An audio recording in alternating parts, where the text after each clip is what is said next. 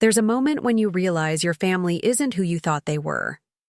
For me, it wasn't a single lightning strike of clarity, but a slow, painful unraveling, like watching a sweater you've worn your whole life come apart thread by thread, until you're left holding nothing but loose strands of what once felt like home. Before we jump in, tell us where you're tuning in from, and if this story touches you, make sure you're subscribed, because tomorrow I've saved something extra special for you.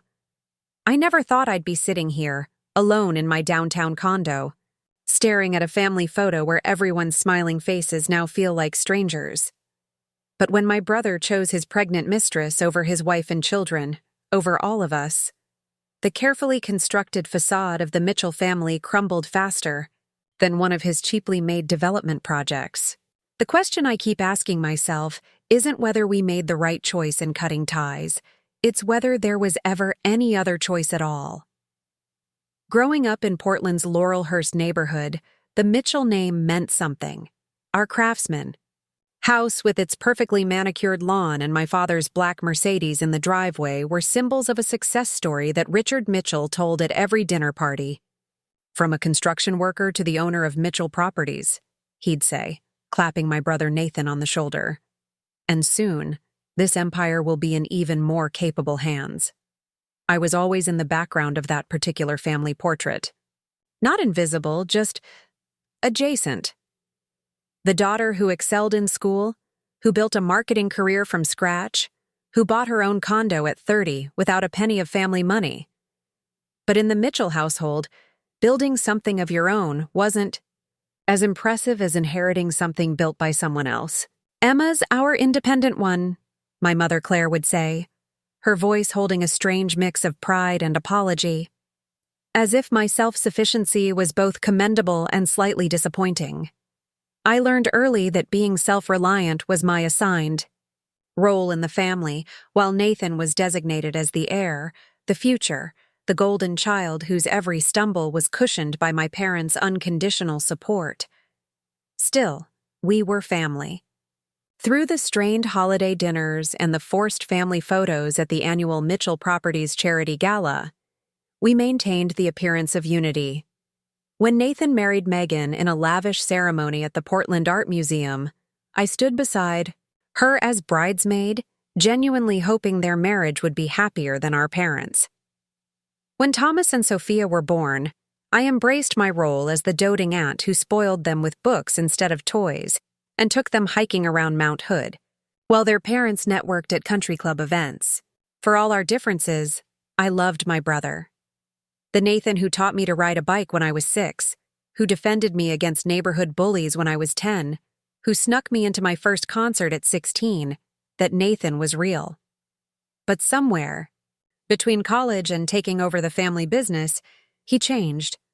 Or maybe he just became more of what our father had always groomed him to be. "Family is everything, Em," he'd tell me during our increasingly rare one-on-one dinners. But so is legacy. I should have recognized then how he'd separated those concepts, family and legacy, as if they were distinct, occasionally competing. Priorities. Maybe if I had, I would have been more prepared for what came next. The first tremor in our family's foundation came during last year's charity gala, the Mitchell Family Annual Community Investment Dinner, an event my father started. 20 years ago, that had become Portland's premier networking opportunity for the real estate and development world.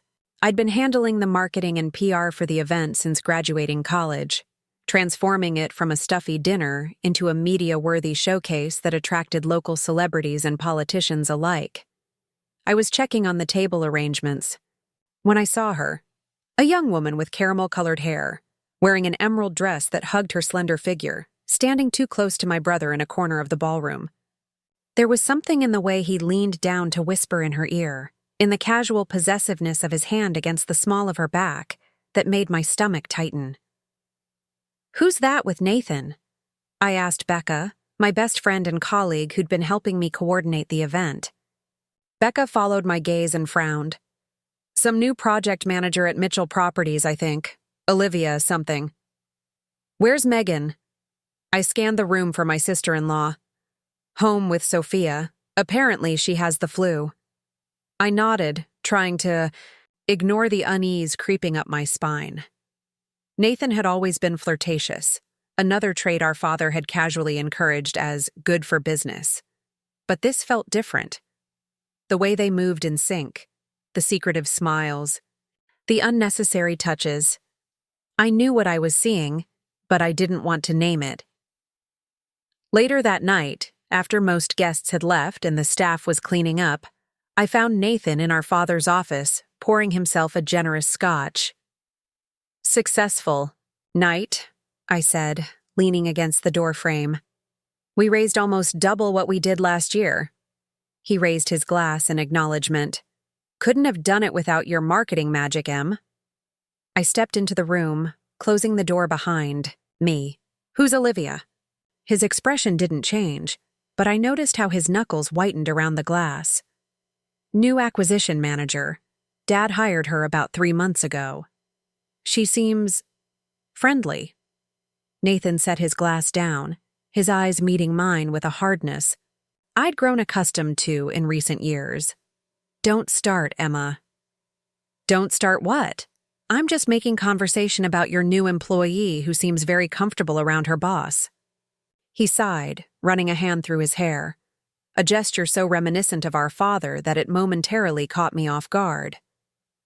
"She's good at her job. Unlike some people at Mitchell Properties, she actually understands what we're trying to build." The barb landed exactly where he intended. I'd turned down a position at the family company right out of college, choosing instead to work at Cascade Creative, where I'd since become partner. It was a decision Nathan had never fully forgiven, seeing it as rejection not just of the business, but of him, of our father, of the entire Mitchell legacy. "What you're trying to build," I corrected him. "And what about what you've already built? With Megan? With Thomas and Sophia?" A muscle twitched in his jaw. "Don't lecture me about my family." "Then don't make me have to." We stood there, siblings locked in a standoff that had been brewing for years. Finally, he picked up his scotch and drained it. "It's nothing," he said. "Just business. You wouldn't understand." I left the gala that night with a knot in my stomach that wouldn't unravel. For weeks afterward, I debated whether to say something to Megan, to my parents, even to Nathan himself in a more direct way. But each time I considered it, I told myself it wasn't my place, that I might have misinterpreted, that family matters should stay within the family. It was Becca who finally forced me to confront what I already knew. "I saw them together," she told me over coffee at Cardinal Cafe, our regular thinking spot 3 blocks from Cascade Creative's offices. "Nathan and that Olivia woman? They were at Riverside Park and it wasn't innocent, Emma." I stared into my latte, watching the foam dissipate. "You don't know that." "Emma." Her voice was gentle but firm. "They were kissing. In broad daylight in a public park. He's not even trying to hide it." Something cold and hard settled in my chest. Not surprise. I'd known, hadn't I? But the certainty that I could no longer pretend. That the careful balance I'd maintained between loyalty to my brother and my own moral compass was about to collapse. "What are you going to do?" Becca asked. I didn't have an answer then. But 3 days later, my mother's tearful phone call made the decision for me. "Emma, you need to come home. Now. It's your brother. There's a situation." I arrived at my parents' house to find the driveway filled with cars. My father's Mercedes, Nathan's Range Rover, Megan's Volvo, and an unfamiliar blue Prius. Inside, the tension was thick enough to choke on. My mother sat rigid on the edge of the sofa, her hands clasped so tightly her knuckles were white. My father paced by the fireplace, his face flushed with an anger I recognized from childhood confrontations. Nathan stood by the window, arms crossed, while Megan sat in an armchair, her face pale and tear-streaked. And there, perched uncomfortably on the ottoman, was Olivia. "What's going on?" I asked, though the scene before me told me everything. I needed to know. "Your brother," my father said, his voice trembling with rage, "has made an announcement." Nathan stepped forward, his chin raised in that defiant way he had whenever he expected disapproval, but had already decided he didn't. "Care, Olivia's pregnant. It's mine. We're going to be together." The silence that followed his declaration was deafening. I looked at Megan, whose eyes were fixed on the carpet, her hands shaking slightly in her lap. "What about your wife?" I asked, unable to keep the disbelief from my voice. "What about Thomas and Sophia?" "We've discussed it," Nathan said, though his avoidance of Megan's gaze told me the nature of that discussion. "We'll divorce, obviously. I'll provide for the kids." "Provide?" Megan's voice cut through the room, quiet but razor sharp. "Is that what fatherhood means to you? Writing checks?" Nathan had the decency to look uncomfortable. "Of course not. I'll still see them, still be part of their lives. While you start a new family?" Preparing and narrating this story took us a lot of time, so if you are enjoying it, subscribe to our channel. It means a lot to us. Now back to the story. I interrupted. "While you play house with your pregnant mistress?" "Emma," my mother warned, but I was beyond caring about keeping the peace. "No, I want to hear him explain this," I insisted. "I want to hear how he justifies blowing up his family, hurting his children, humiliating his wife." "Enough!" My father's voice boomed through the living room. He turned to Nathan, his expression hard. "This isn't how we raised you. This isn't what Mitchell men do."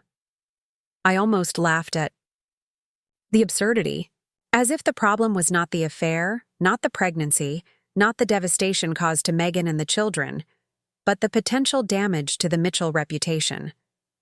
Nathan's jaw set in that stubborn line I knew so well. "It's done, Dad. I love Olivia. We're having this baby. You can either accept it or not, but it won't change anything." My father turned to Olivia then, seeing her, really seeing her, for the first time. "And you? You're comfortable tearing apart a family? Taking a father away from his children?" Olivia flinched but held her ground. "I didn't set out for this to happen. But I love Nathan, and this baby deserves a father who's present, who wants to be there." "And what about the children who already exist?" I asked. "Don't they deserve that too?" "Emma, please." My mother's voice was strained. "This isn't helping." But I couldn't stop. Years of watching Nathan get away with everything, of seeing him fail upward, of witnessing the double standards that had shaped both our lives, came boiling to the surface. "This is exactly who you raised him to be," I told my father. "The entitled son who gets whatever he wants, who never faces consequences, who thinks the rules don't apply to him. You created this." My father recoiled as if I'd slapped him. "That's enough, Emma." "No, it's not enough." I turned to my brother. "What do you want from us, Nathan? Blessing? Permission? What exactly are we supposed to do with this information?" Nathan looked at me, and for a moment, I saw a flicker of the brother I'd grown up with, uncertain, vulnerable, seeking approval. But it vanished as quickly as it appeared. "I want you to accept my choice," he said firmly. "I want you to welcome Olivia and our child into this family, the same way you would any new addition." Megan made a small, wounded sound, like the air had been punched from her lungs. I moved to her side, placing a hand on her shoulder. She was trembling. "That's not how this works," I said quietly. "You don't get to demand acceptance for your betrayal." My father stepped between us. "We need time," he told Nathan. "This is a lot to process. You've sprung this on all of us, and there are considerations. The business, the family name. The business? The family name?" Megan's voice rose, incredulous. "Your son just told you he's leaving me for another woman. That he's starting a new family while abandoning his existing one, and you're worried about Mitchell properties? My mother reached for her hand. Megan, sweetheart, that's not what Richard meant. Yes, it is, I said, the pieces finally clicking into place. That's exactly what he meant. I looked around the room, at the people who had shaped my life. My father, the patriarchy personified, my mother, the eternal peacekeeper, my brother, the entitled heir, and now Olivia, the catalyst who had finally exposed the cracks that had always existed in our family's foundation. And Megan, smart, kind Megan, who had married into this family believing the façade, who had given Nathan 2 beautiful children and a decade of her life, only to be discarded when something newer, shinier came along. In that moment, standing in the living room where I'd grown up, I made a choice. Not just for myself, but for what I believed family should actually mean. I'm with Megan, I said, my voice steady. Whatever she needs, whatever the kids need, that's where my loyalty lies. Nathan stared at me, genuinely shocked. You're my sister. And that meant something to me, I replied. Until today. My father stepped forward, his business mediator persona taking over. Let's all calm down. No one needs to take sides. That's exactly what we need to do, I interrupted. Because this isn't a business negotiation, Dad. This is about right and wrong. And Nathan is wrong.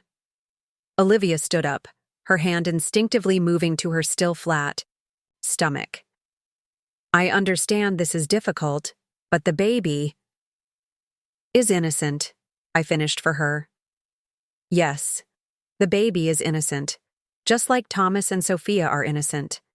But you and Nathan? You made choices that hurt people who didn't deserve it, and now you want everyone to pretend it's okay. My mother began to cry silently, tears tracking down her carefully made-up face. My father looked torn between anger and calculation. No. Doubt, already strategizing how to minimize the PR damage to Mitchell properties. Nathan just looked stubborn. The same expression he'd worn when he broke my favorite doll at age 7 and refused to apologize. I think I should go, Megan said quietly, standing up. Emma, would you mind driving me home? I don't.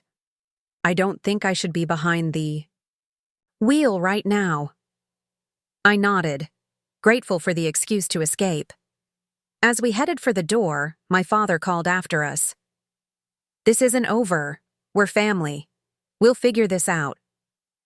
I turned back one last time, taking in the tableau. My parents, Nathan, Olivia, all looking expectantly at me, waiting for me to fall in line, to prioritize family unity over everything else. Some things can't be figured out, I said. Some betrayals change everything. As I closed the door behind us, I heard my father's voice, sharp with warning. Emma, don't do something you'll regret. But walking away from that house with Megan sobbing quietly beside me, I didn't feel regret. I felt the strange, painful relief that comes with finally seeing the truth. The drive to Megan's house, the sprawling Tudor that Nathan had purchased when they were expecting Thomas, was silent except for the occasional stifled sob. I kept stealing glances at my sister-in-law, watching her hands twist the wedding ring she'd worn for 12 years. Do you want to talk about it? I finally asked as we turned onto her street. Megan shook her head, then changed her mind. Did you know? The question hit me like a physical blow. I suspected something, I admitted. At the gala, and Becca saw them together at Riverside Park. I was trying to figure out what to do when Mom called. I've known for months. Her voice was hollow, empty of the anger I'd expected. The late nights, the weekend site visits, the sudden business trips, all the classic signs. I just didn't know who until last week when I found a receipt for an emerald bracelet in his jacket. It wasn't for me. I gripped the steering wheel tighter. Why didn't you say anything? She gave a small, bitter laugh. To whom? Your parents, who think Nathan hung the moon? You? I know how much you love your brother, despite everything. Not despite this, I said firmly. Never despite this. Megan reached over and squeezed my hand. You've always been the good one, Emma. The real heart of the Mitchell family. We pulled into the driveway and I noticed the lights were on. Are the kids home? My sister is watching them. Megan's face crumpled. God, how am I going to tell them? How do I explain that their father has chosen another woman, another child over them? I turned off the engine but made no move to get out of the car. You don't have to do it tonight, or alone. She nodded, taking a deep breath to compose herself. Will you come in, just for a little while? I don't think I can face Lily's questions about where Nathan is just yet. Inside, Megan's sister Lily was reading to Thomas and Sophia in the living room. She looked up with a questioning expression that shifted to concern when she saw Megan's tear-stained face. Kids, Aunt Emma is here. Why don't you show her that science project you've been working on? Lily suggested, smoothly creating an opportunity for the adults to talk. As Thomas eagerly led me to the dining table where a solar system model was taking shape, I couldn't help but see Nathan in his features. The same determined set of his jaw, the same enthusiastic hand gestures. Sophia, quieter and more observant, simply watched me with her mother's thoughtful eyes. Dad was supposed to help us finish it, Thomas explained, pointing to the unpainted Mars and Jupiter. He promised he'd be home early tonight. The irony wasn't lost on me. While Nathan was blowing up his family, his son was still counting on him to help with planets.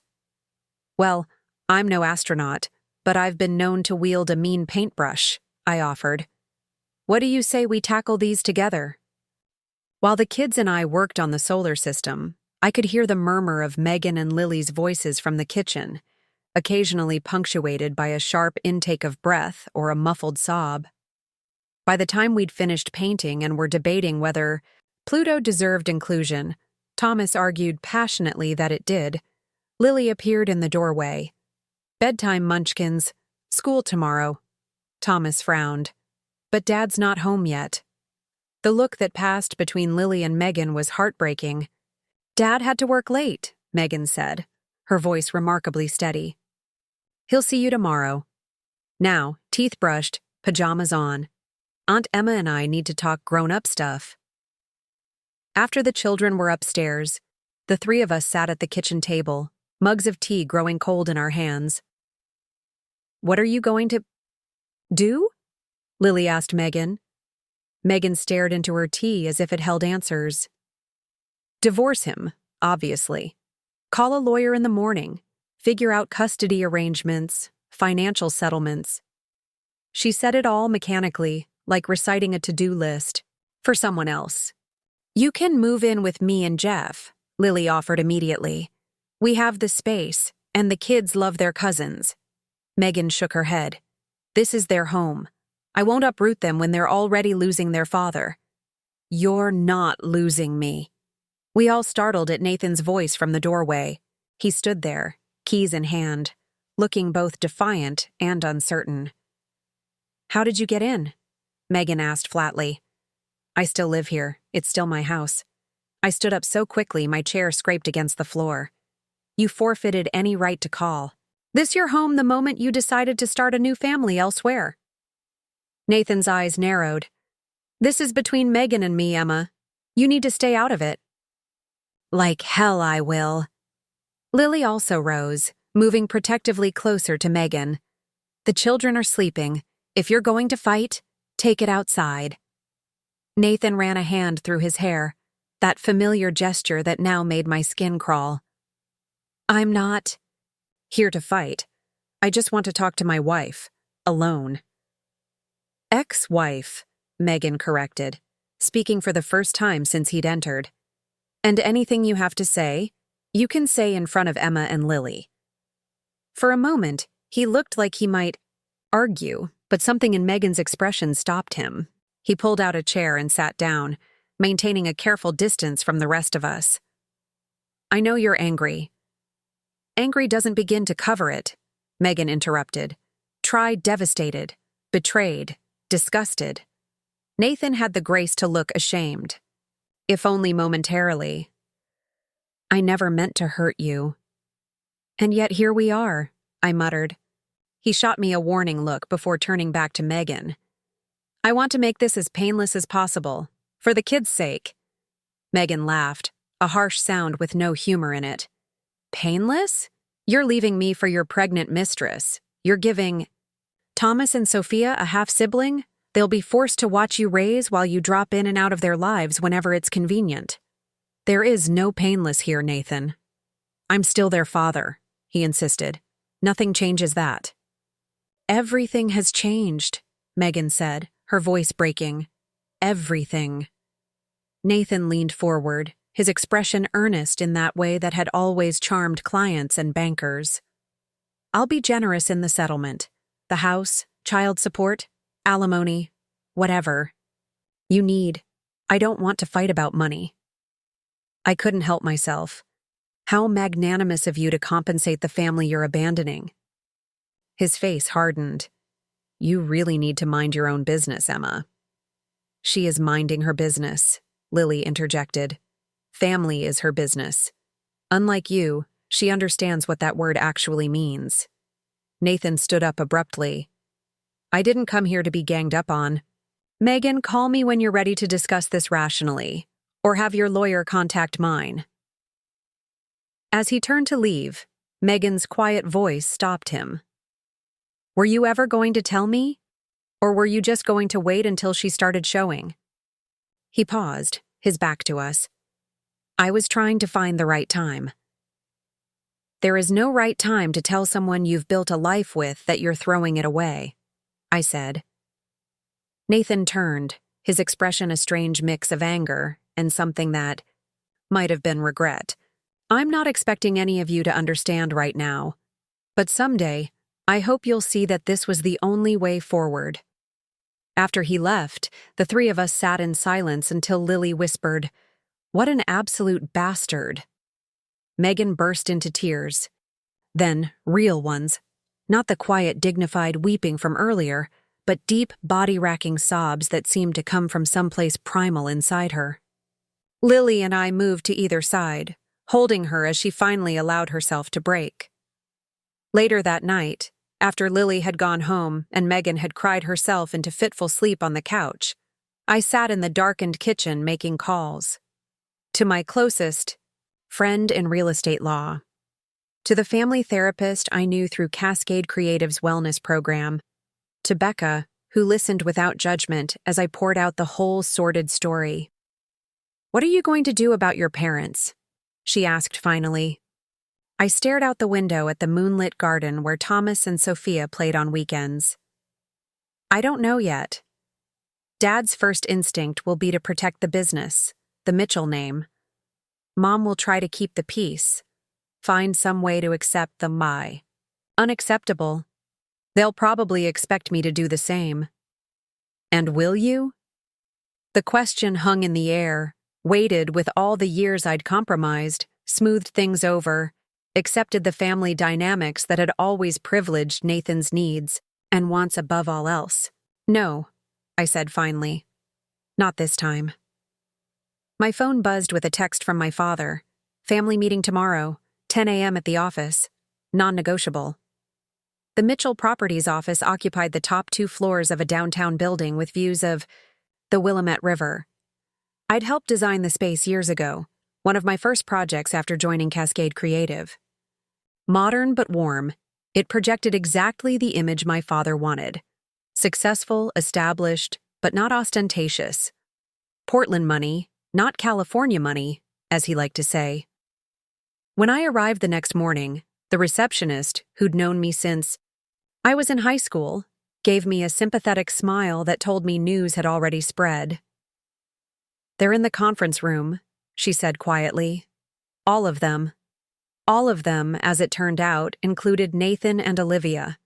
My mother sat at one end of the long table, her posture perfect as always, her face a careful mask. My father stood at the head, hands planted on the polished wood, looking every inch the patriarch. Nathan and Olivia sat side by side, their hands linked on the table in a deliberate display of unity. "Where's Megan?" I asked, remaining in the doorway. "This is a Mitchell family matter," my father replied. "Megan is family." "Not anymore," Nathan said quietly. The casual cruelty of those 3 words stole my breath. I walked slowly to the table and took a seat directly across from my brother. "Then I shouldn't be here either," I told them. "Because if Megan's not family, neither am I." My mother made a small, distressed sound. "Emma, please. This is difficult enough without dramatics." "Stating my position isn't being dramatic, Mom. It's being honest, something this family could use more of." My father cleared his throat. "We're here to discuss how to move forward in a way that minimizes damage to everyone involved, especially the business." Of course. The business. Always the business. "Let me guess," I said, unable to keep the bitterness from my voice. "You've got a PR strategy, a way to spin this so Nathan doesn't come off as the selfish, cheating bastard he is." "Emma!" My mother looked genuinely shocked. "What would you call it, Mom? What pretty words would make this situation palatable to you?" My father stepped in, his voice measured. "Nathan has made a personal choice that affects his marriage. It's unfortunate, but divorces happen.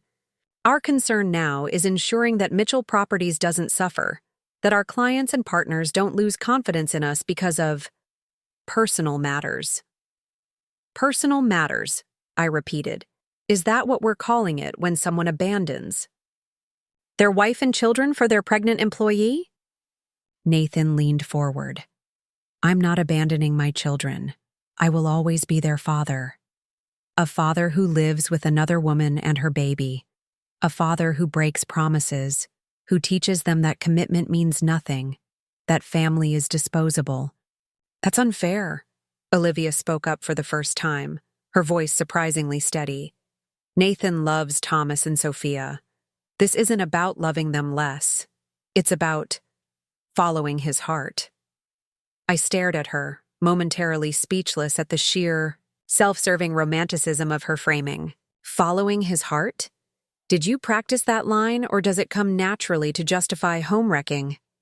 "That's enough," my father said sharply. "Personal attacks won't solve anything." "Nothing will solve this," I retorted. "There's no fixing what Nathan's done. There's only damage control, which is why we're really here, isn't it? Not to support Megan and the kids, but to make sure the Mitchell name doesn't get dragged through the mud." My father exchanged a look with Nathan that confirmed everything. "We've prepared a statement for when this becomes public. A mutual, amicable separation. A new relationship that developed after the marriage had already broken down. A commitment from all parties to co-parent peacefully." "Lies, in other words," I said flatly. "Messaging," my father corrected. "For everyone's benefit, including Thomas and Sophia." I looked around the table at my family. This group of people who shared my blood but suddenly felt like strangers. "And what does Megan get from this arrangement, besides being erased from the narrative?" "A generous settlement," Nathan answered, promptly. "The house? Full custody with liberal visitation for me. Financial security. But not the truth," I said. "Not the dignity of having her pain acknowledged." My mother reached across the table to take my hand, her expression pleading. "Emma, sweetheart, we know you're close to Megan. We know this is hard. But families weather these storms. They adapt. They find new ways forward." I withdrew my hand. "By pretending the storm never happened? By ignoring who caused it?" "By putting the family first," my father insisted. "Mitchell Properties supports dozens of families, including yours, Emma. Your marketing firm gets 30% of its business from us and our partners. We all need to remember what's truly at stake here." And there it was, the threat veiled, but unmistakable. Fall in line or face consequences. I'd heard it before, when I chose a different college than the Mitchell alma mater, when I refused to join the family business, when I dated a man my father deemed unsuitable for the Mitchell name. Each time I'd eventually compromised, found middle ground, kept the peace. But not this time. "Are you threatening me, Dad?" He had the decency to look uncomfortable. Of course not. I'm reminding you of our interconnectedness, of why unity matters right now. Unity behind Nathan, you mean? Unity in pretending what he did is acceptable. What I did, Nathan interjected, was be honest about my feelings, about wanting a different life. I turned to him, really looking at my brother, the boy I'd grown up with, the man he'd become. You could have been honest before getting another woman pregnant. You could have been honest before promising Thomas you'd help with his science project last night while you were busy blowing up his world. I'm doing the best I can in an impossible situation. An impossible situation you created, I reminded him. And now you want everyone else to bear the consequences while you get to start fresh with your new family. That's not— I won't do it, I cut him off. I won't pretend this is okay. I won't help craft the narrative that makes you the good guy. I won't abandon Megan and the kids just because you did. My father's expression hardened. Emma, consider your position carefully. I have, Dad, very carefully. I stood up, gathering my purse. Mitchell Properties is your legacy, not mine. If you want to use it as leverage to force me into complicity, go ahead. Cancel the contracts with Cascade Creative. I'll survive. This isn't about contracts, my mother protested. This is about family loyalty. Exactly, I agreed. And my loyalty is with the people who have been hurt, not the ones who caused the hurt. Nathan stood up too, his expression thunderous. So that's it? After everything, you're choosing Megan over your own brother? I'm choosing right over wrong, I corrected him. Something our parents never taught you to recognize. My father stepped between us, his businessman's composure cracking. Sit down, both of you. This meeting isn't over. It is for me, I said, moving toward the door. Call me when you're ready to talk about how to actually support Megan and the kids, not how to protect Nathan from the consequences of his actions. Emma Mitchell! My father's voice boomed across the conference room with the authority that had intimidated partners and competitors alike for decades. If you walk out that door, there will be repercussions. I paused at the threshold, turning to face my family one last time. There already are, Dad, for everyone except the person who deserves them. The next week passed in a blur of lawyers, therapists, and logistics. Megan, once the initial shock had subsided, transformed her pain into a focused determination that both surprised and impressed me. She hired Portland's most formidable divorce attorney, arranged emergency therapy sessions for the children, and began methodically documenting every aspect of the family's finances. I spent every spare moment helping, sitting with Thomas and Sophia while Megan met with lawyers, running interference when Nathan tried to see the kids before they were ready, fielding concerned calls from mutual friends who'd heard rumors but didn't know what to believe. You don't have to do all this, Megan told me one evening as we sat on her patio, glasses of wine in hand after the children were asleep. They're your family too. I know how hard this must be for you. I watched the sunset paint the sky in hues of pink and gold. They're making their choices. I'm making mine. She studied me for a long moment. Have you spoken to your parents since the meeting? Mom's called. I haven't answered. I swirled the wine in my glass. Dad sent a series of increasingly ominous emails about family duty and considering all perspectives. And Nathan? I shook my head. Not directly. His lawyer contacted Cascade Creative yesterday. They're terminating our contract for the downtown development project. Megan's eyes widened. They can't do that. You've already done months of work. They can with the right termination fee, which they've paid. I tried to keep my voice casual, though the loss of Mitchell Properties as a client had sent shockwaves through my firm. It's fine, We'll recover." "It's not fine," Megan insisted. "They're punishing you for standing with me." I couldn't deny it. The message from my father and brother couldn't have been clearer. Fall in line or face consequences. A test of wills and values that had been building for years. "Let them," I said finally. "If that's the kind of family they want to be, I'm better off without them." Megan reached across the table to squeeze my hand. "You know the kids, and I will always be your family, right? No matter what happens with Nathan, with the divorce, you'll always have us." Her words brought unexpected tears to my eyes. "I know." The following Sunday, I was helping Thomas practice for his spelling bee when the doorbell rang.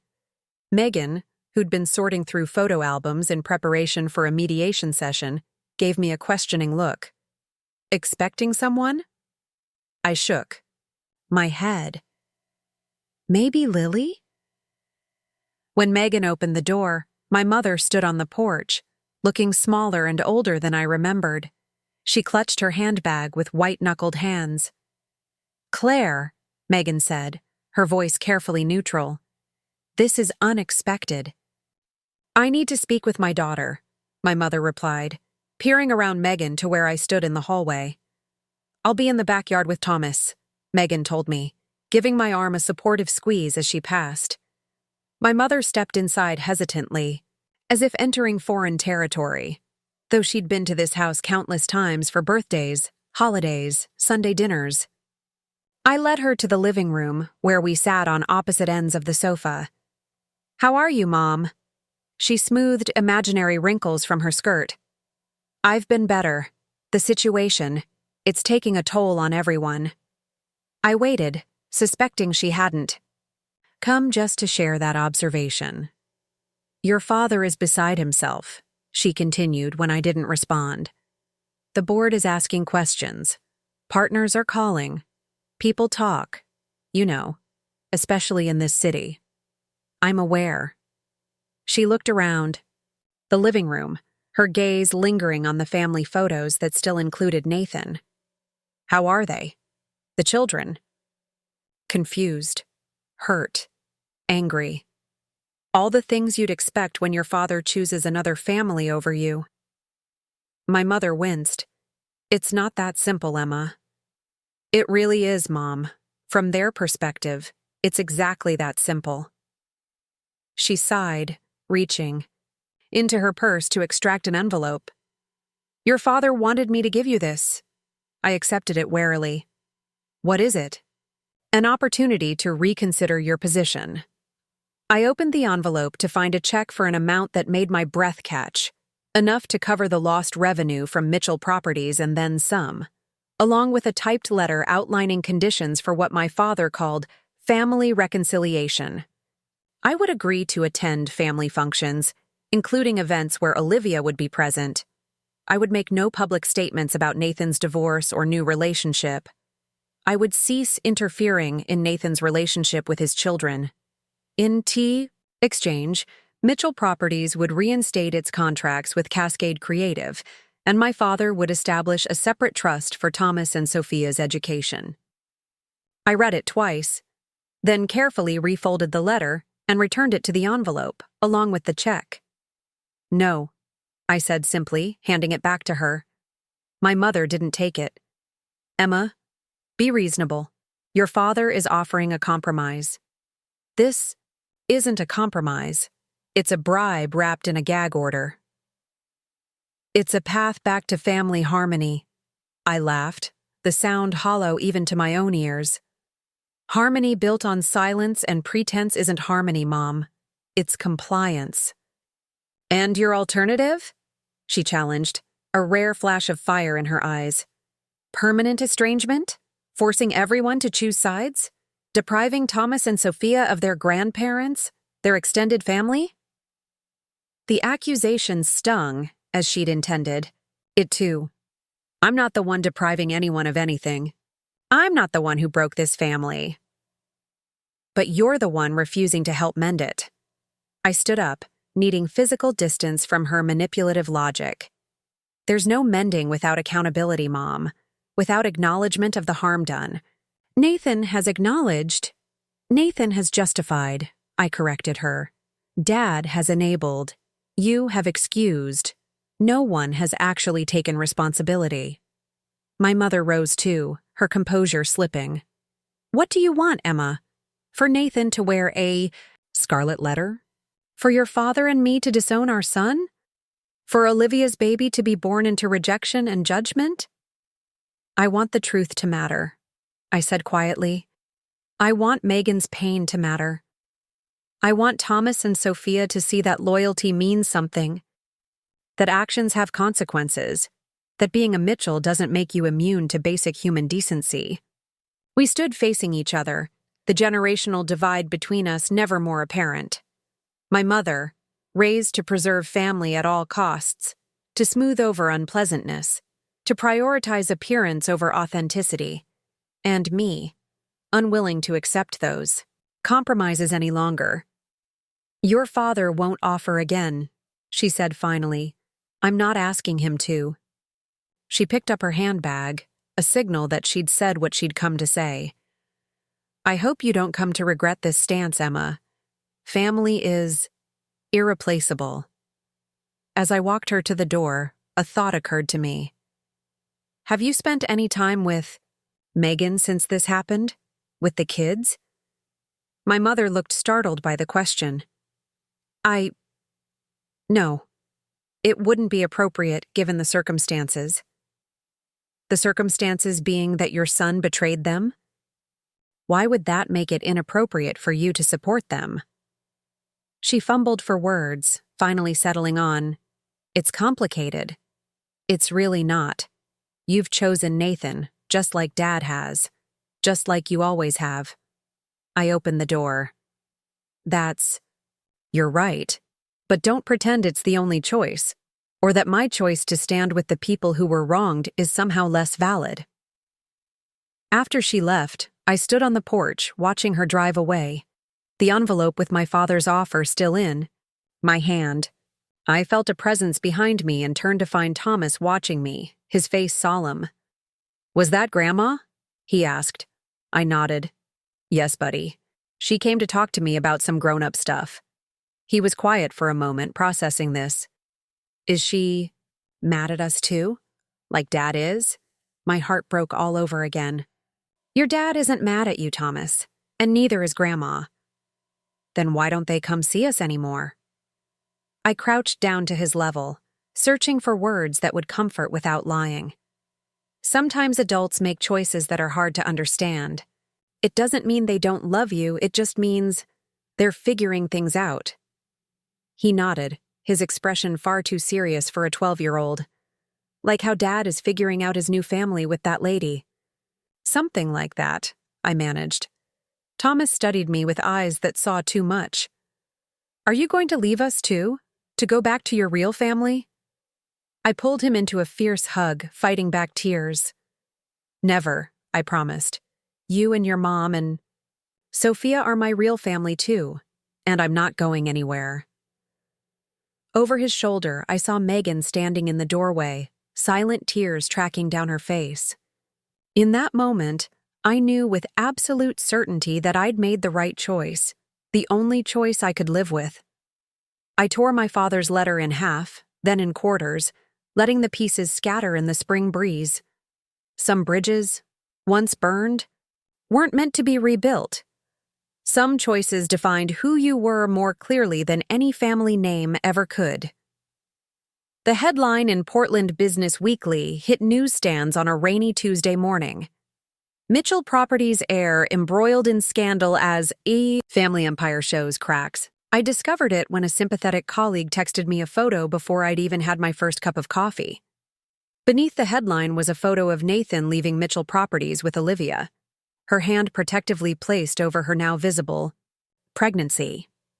The article itself was a masterpiece of careful innuendo and sources close to the family quotes, laying out the basic facts of Nathan's divorce and new relationship while hinting at deeper troubles within both the family and the business. My phone began ringing almost immediately. First Becca, then other colleagues, Then clients concerned about how Cascade Creative would weather the loss of our biggest account. I answered what calls I could, delegated others to our PR manager, and silenced the rest. By noon, the story had spread to local news sites. By dinner, it had made it to the Portland social circuit's gossip networks. The carefully controlled narrative my father had tried to construct was unraveling in real time. I was reviewing portfolio options for a new client when Becca appeared in my office doorway, her expression grim. "Your brother's here." I looked up from my laptop in surprise. "Nathan, here at Cascade?" She nodded. "In the lobby. I told reception I'd check if you were available." "I'm not," I said automatically, then reconsidered. "Actually, send him in. Let's get this over with." A minute later, Nathan strode into my office, looking both impeccably dressed and utterly exhausted. Dark circles shadowed his eyes, and his normally perfect hair showed signs of agitated finger combing. "Have you seen it?" he demanded without preamble. "The article?" "Yes." He paced in front of my desk. "It's a hatchet job, full of half-truths and speculation. They're making it sound like the company's on the verge of collapse." "Is it?" I asked neutrally. "Of course not," he snapped. "But perception matters in this business. You know that better than anyone. 3 investors have already called Dad this morning, expressing concerns." I leaned back in my chair. "And you're here because we need to present a united front. Dad's calling a press conference tomorrow to address the rumors, show that the Mitchell family is solid despite personal matters." He made air quotes around the final phrase. "And you want me there, standing beside the family that cut me off." Nathan had the grace to look uncomfortable. "That was a misunderstanding. Dad was upset. He's willing to reinstate Cascade's contracts. No strings attached. No strings except public support for you and the company." "Is that so much to ask? We're still your family, Emma." I studied my brother, trying to reconcile the boy I'd grown up with and the man before me. "When's the last time you saw your children?" He stiffened. "What does that have to do with anything?" "Everything. When did you last see Thomas and Sophia?"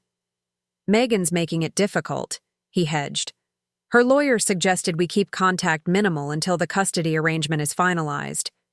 "So you've let a suggestion from a lawyer keep you from your children for what, 2 weeks now?" He looked away. "It's complicated." "And Olivia? How's she doing with all this public attention?" A flash of genuine emotion crossed his face. Worry, tenderness. "It's been hard on her. The stress isn't good for the baby." "I see," I said quietly. "So you're concerned about Olivia and your unborn child, but your existing children are a complication to be managed through lawyers." "That's not fair." "No, it's not," I agreed. "None of this is fair. Not to Megan, not to your children, not even to Olivia, who got involved with a married man and is now facing the public consequences. The only person this situation has been fair to is you, Nathan. You get to start over, build a new family, while everyone else deals with your wreckage." He slammed his hand on my desk. "I didn't come here to be lectured. I came to ask for your help. As my sister, as a PR professional, as someone who supposedly cares about this family.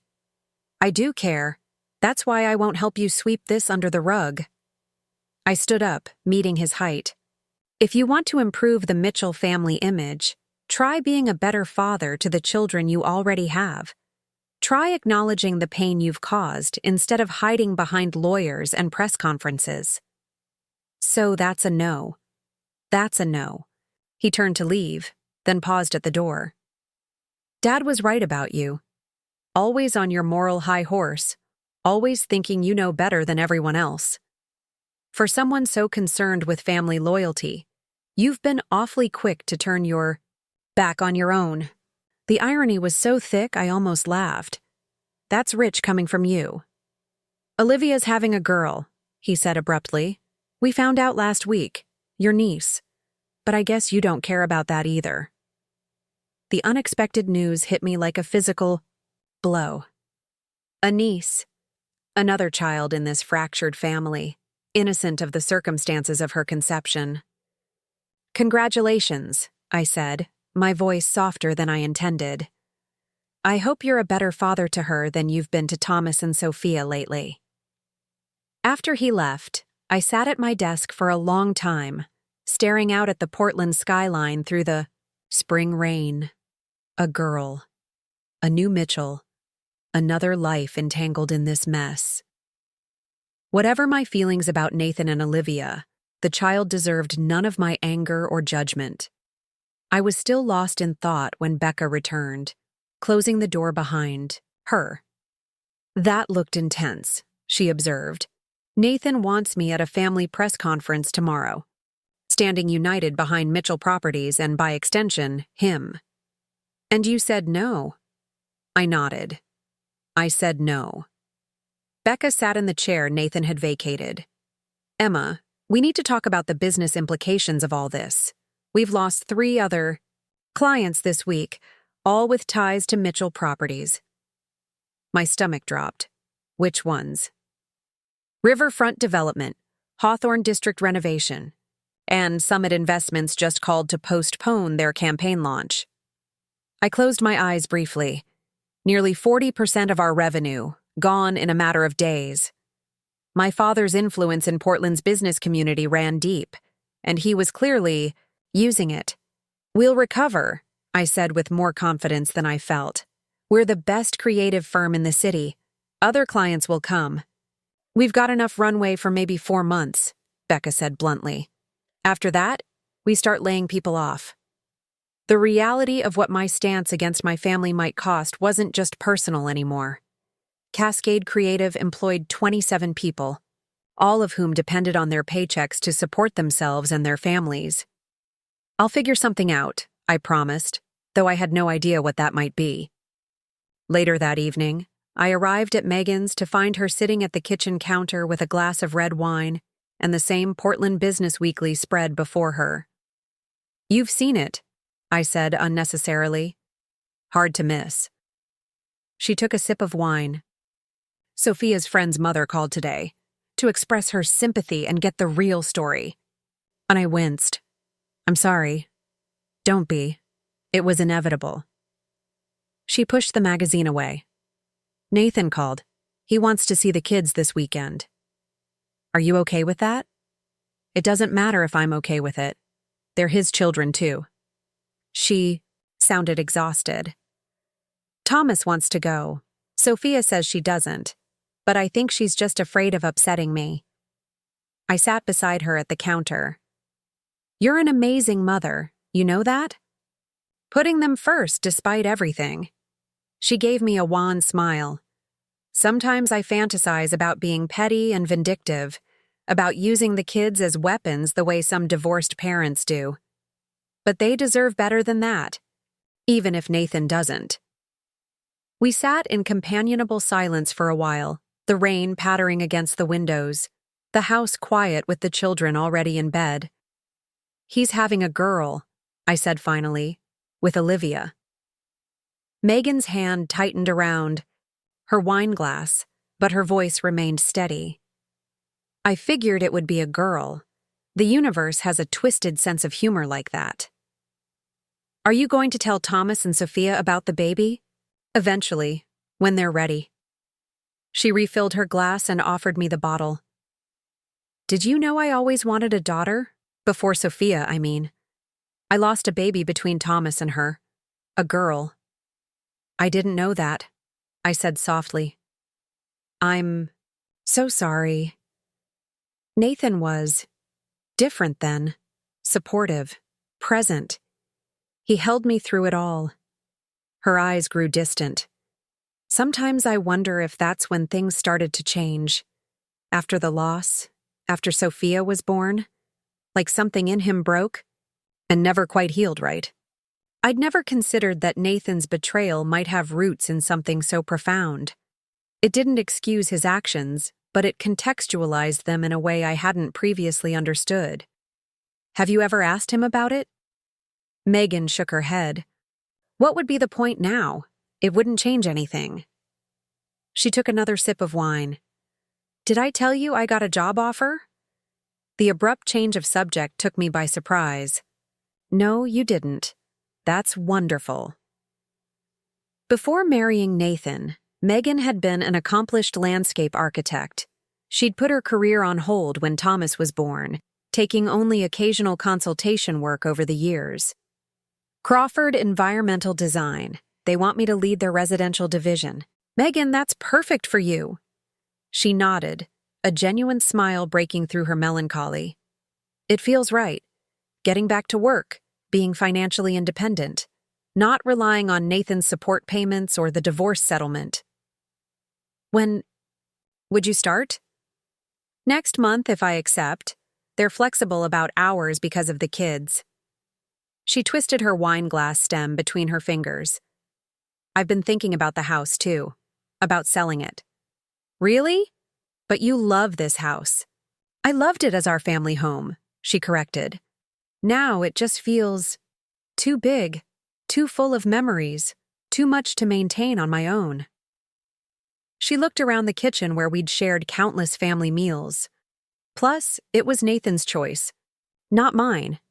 I'd like to live somewhere that's just ours, mine and the kids. I understood completely. A fresh start, untainted by betrayal and broken promises. Have you started looking? Not yet. I wanted to talk to you first. She hesitated. I know how much you've given up to stand with us, Emma. Your family relationships, your biggest client. I don't want you to lose anything else because of us.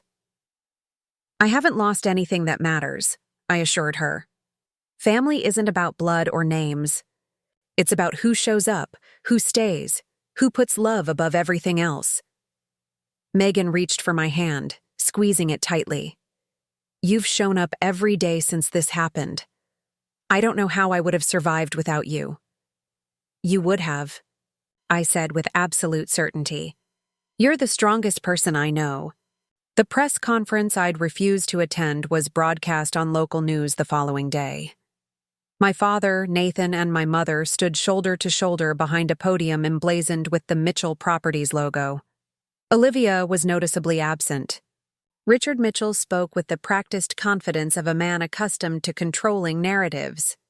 He acknowledged Nathan's personal transition with diplomatic vagueness, emphasized the company's rock-solid financial position, and announced 2 new development projects as proof of Mitchell Properties' continued momentum. When a reporter dared to ask about family divisions and my conspicuous absence, my father smoothly deflected. My daughter is pursuing her own business interests at this time. The Mitchell family remains united in our commitment to Portland's growth and prosperity.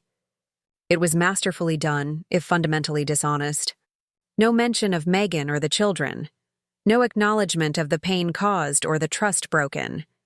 Just business as usual, with a side of carefully managed personal scandal.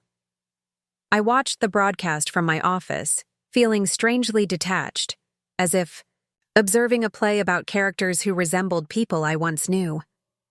The father who'd taught me to ride a bike was now a polished corporate performer, spinning half-truths with practiced ease. The brother who'd once been my closest confidant stood beside him, complicit in the airbrushing of his own failures. That evening, I received a text from an unexpected source. Olivia, thank you for not talking to the press. I know you could have made this much worse for all of us. I stared at the message, unsure how to respond. On one hand, her thanks seemed presumptuous, as if my silence was for her benefit rather than a desire to protect Thomas and Sophia from additional public exposure. On the other hand, the simple acknowledgement of what I hadn't done was more recognition than I'd received from anyone else, in my former family. That's not my style, I finally replied. This situation is painful enough without adding media fuel to the fire. Her response came quickly. Nathan says you hate me. I understand why you would. I considered ignoring this, ending the exchange before it became complicated, but something, curiosity perhaps, or a desire to understand the woman who had unwittingly become the catalyst for my family's implosion, made me continue. "I don't hate you," I wrote. "I don't even know you. I hate what happened and how it happened. I hate the pain it's caused people I love." 3 dots appeared, disappeared, appeared again. Finally. I never meant to break up a family. By the time I found out I was pregnant, things between us were already serious. He told me his marriage was over in all but name, the classic line. I wondered if she truly believed it or just needed to in order to live with her choices. "I've heard that before," I replied. Another pause, then. "Would you meet me? Just once, just to talk. I'm not asking for forgiveness or approval, just a chance to be seen as something more than the pregnant mistress." The request caught me off guard. Of all the scenarios I'd imagined for how this family drama might unfold, having coffee with Olivia Parker had never crossed my mind. My instinct was to refuse, out of loyalty to Megan, out of anger at the situation, out of fear of being pulled back into the Mitchell family orbit. But another part of me, the part that had always tried to see all sides of a story, that had built a career on understanding different perspectives, was undeniably curious. Who was this woman my brother had chosen over his family? What did she see in him that was worth such a price? "I need to think about it," I wrote finally. "I understand. The offer stands whenever you're ready." I put my phone down, unsettled by the exchange.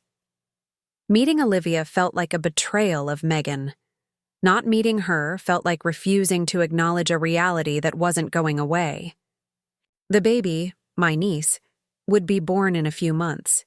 She would be Thomas and Sophia's half-sister, a permanent connection between 2 fractured families. The next morning, I called Megan. "Olivia asked to meet me," I said without preamble. "Just talk." The silence on the other end of the line stretched for so long I thought we might have been disconnected. "Are you going to?" Megan asked finally, her voice carefully neutral. "I wanted to talk to you first. If you're not comfortable with it, I won't." Another long pause. "Why does she want to meet you?"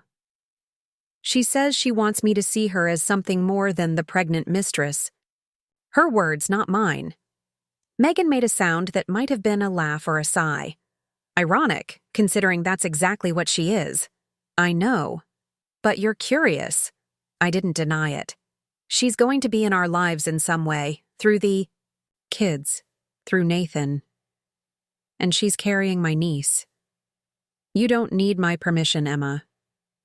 "No, but I need to know it won't hurt you. Your feelings matter more to me than my curiosity." The line went quiet again, and I could almost see Megan, weighing her response, considering all angles as she did with every decision. "Meet her," she said finally. "See who she is, what she's like."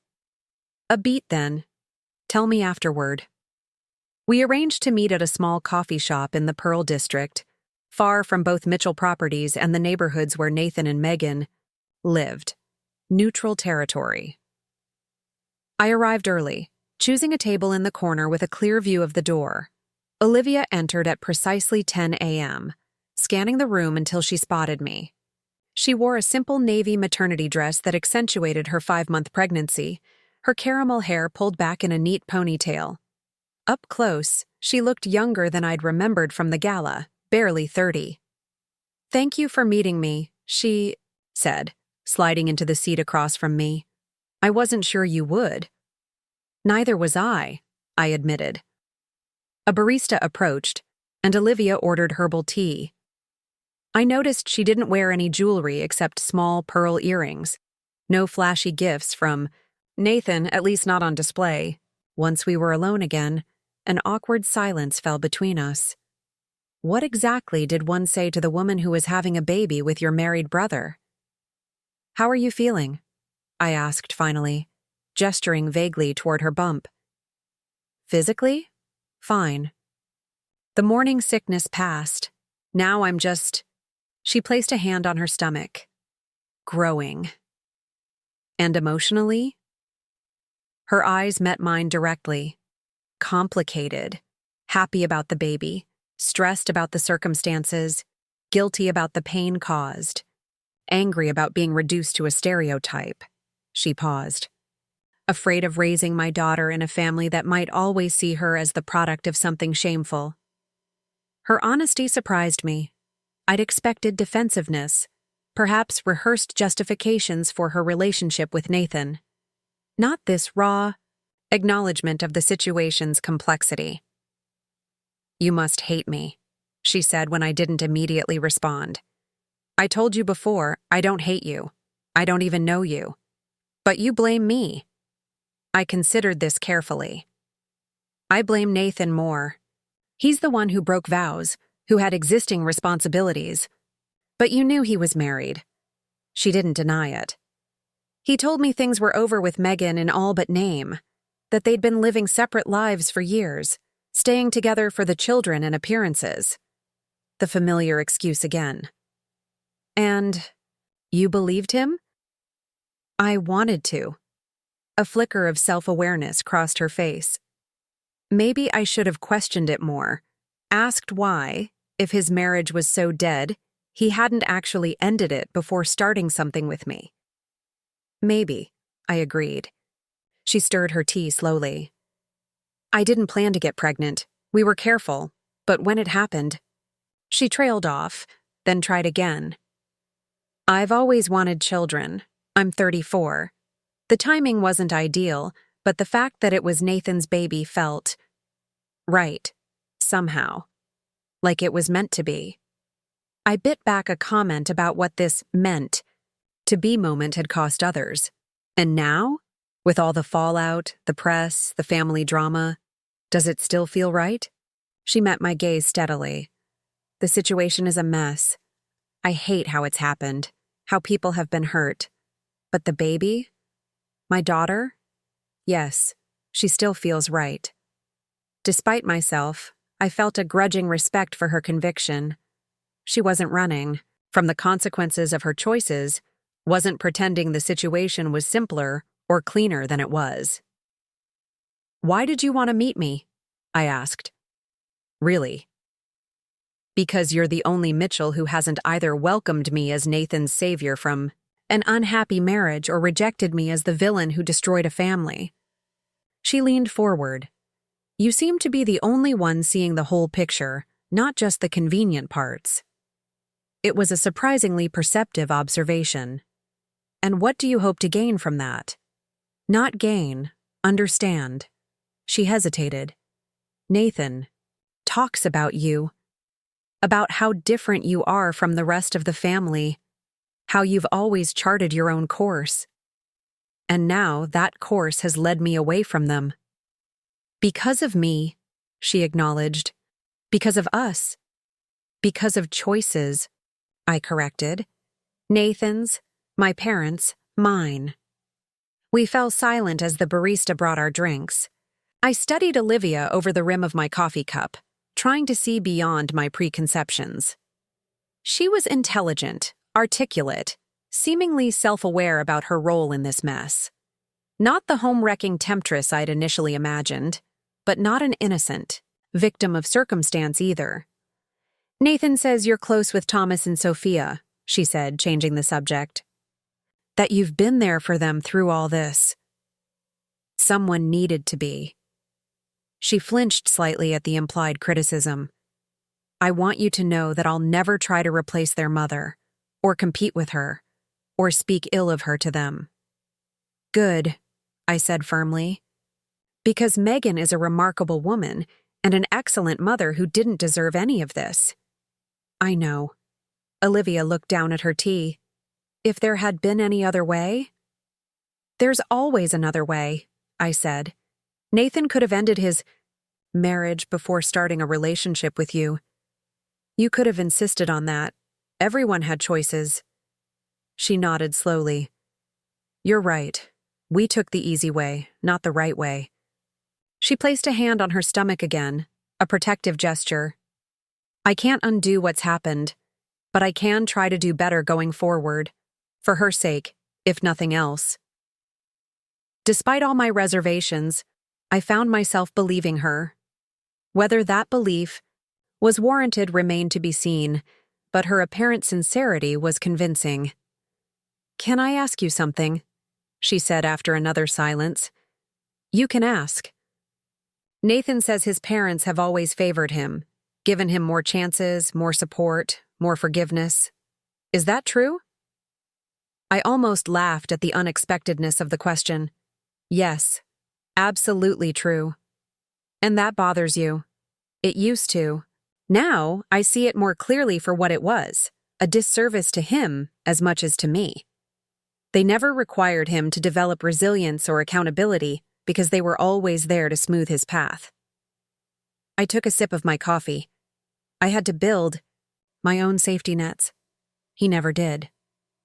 Olivia considered this. "So you think he's unprepared for real consequences?" "I know he is. The question is whether you're prepared to deal with that reality when it affects you directly."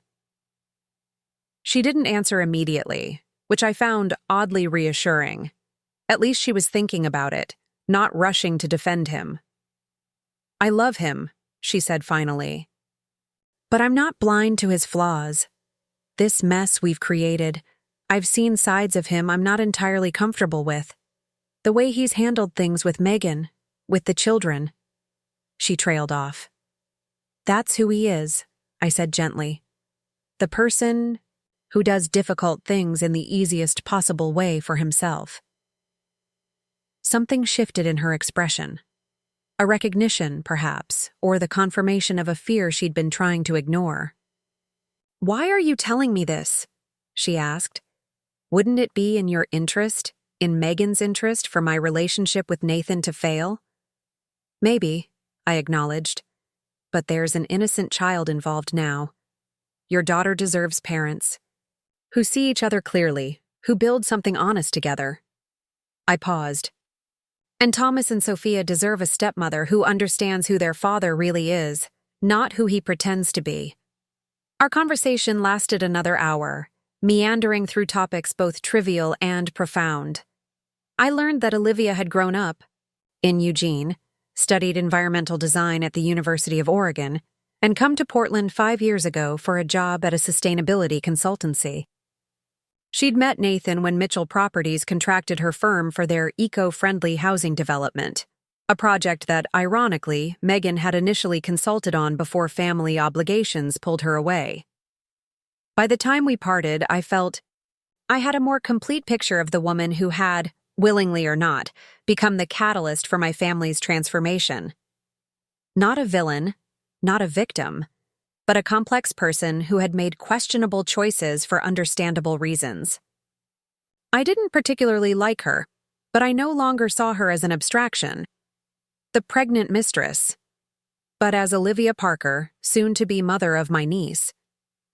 "Thank you for meeting me," she said as we stood to leave. "For giving me a chance to be a person to you, not just a situation." I nodded, uncertain what to say. I hadn't forgiven her, hadn't accepted what she and Nathan had done. But I had seen her humanity, and that felt important, if uncomfortable. "Take care of yourself," I said finally. "And the baby." She hesitated, then asked, "Would it be all right if I contacted you again? Not regularly, just sometimes? I don't have many people to talk to about all this." The request put me in an impossible position. Maintaining contact with Olivia felt disloyal to Megan, yet completely cutting her off meant closing a door to my future niece. "Let me think about it," I said. "This is all still very fresh." She nodded in understanding, and we parted ways outside the coffee shop. As I watched her walk away, one hand resting protectively on her growing bump, I felt a complex mix of emotions I couldn't quite unravel. Anger and compassion, judgment and understanding, all tangled together like the complicated family ties that now connected us despite everything. The next weekend brought a milestone I'd been dreading. Nathan's first overnight visit with Thomas and Sophia. Megan had prepared them as best she could, explaining that they would be staying at Dad's new apartment, and yes, Olivia would be there. But no, they didn't have to hug her if they didn't want to. "It's just 2 nights," she told me Friday afternoon, as we packed their overnight bags. 48 hours, they'll be fine. I wasn't sure if she was trying to convince me or herself. Thomas seemed excited about the visit, curious about his father's new home, asking if he'd have his own room. There, Sophia was more reserved, folding her clothes with meticulous precision, her face a careful mask that reminded me painfully of my mother. "What if I don't like it there?" she asked quietly when Megan stepped out of the room. I sat beside her, on the bed. "Then you call Mom or me and we'll come get you." She nodded, carefully placing her stuffed rabbit in the bag. "Will Olivia be nice to me?" "I think she'll try very hard to be," I said honestly. "Are you worried about meeting her?" Sophia considered this with the seriousness only a 10-year-old could muster. "I'm worried she'll try to be my new mom, or that Dad will love her baby more than us." My heart broke a little at her perceptiveness. "Your dad loves you and Thomas very much," I said, choosing my words carefully. "And no one could ever replace your mom. Olivia knows that." "Have you met her?" I hesitated, unsure how much to share. "Yes, once." "Is she pretty?" I searched for a neutral description. "She seems nice. And she's going to have a baby, your half-sister." Sophia's small face scrunched in confusion. "Will the baby be my sister or not? Why, half?" I wrapped an arm around her shoulders. "She'll be your sister because you share a dad. Half just means you don't share the same mom too. Like how you and Dad are brother and sister, but you don't act like it anymore?" Children had an uncanny ability to cut straight to the heart of adult complications. Something like that. But your relationship with your sister will be different. You'll get to help decide what kind of sisters you want to be to each other. She seemed to accept this, returning to her packing with renewed focus. When Nathan arrived to pick them up, the awkwardness was palpable. He stood in the foyer, not quite entering the house that had been his home for over a decade, making stilted small talk about traffic and weekend weather. Thomas bounded down the stairs with his backpack, eager, despite everything. Sophia followed more slowly, clutching her overnight bag with white knuckles. Megan handed Nathan a printed sheet of paper. Their schedules, medications, emergency contacts. Sophia needs her inhaler if she's going to be around pets. Does Olivia have pets? Nathan looked momentarily blank, as if he'd never considered this question.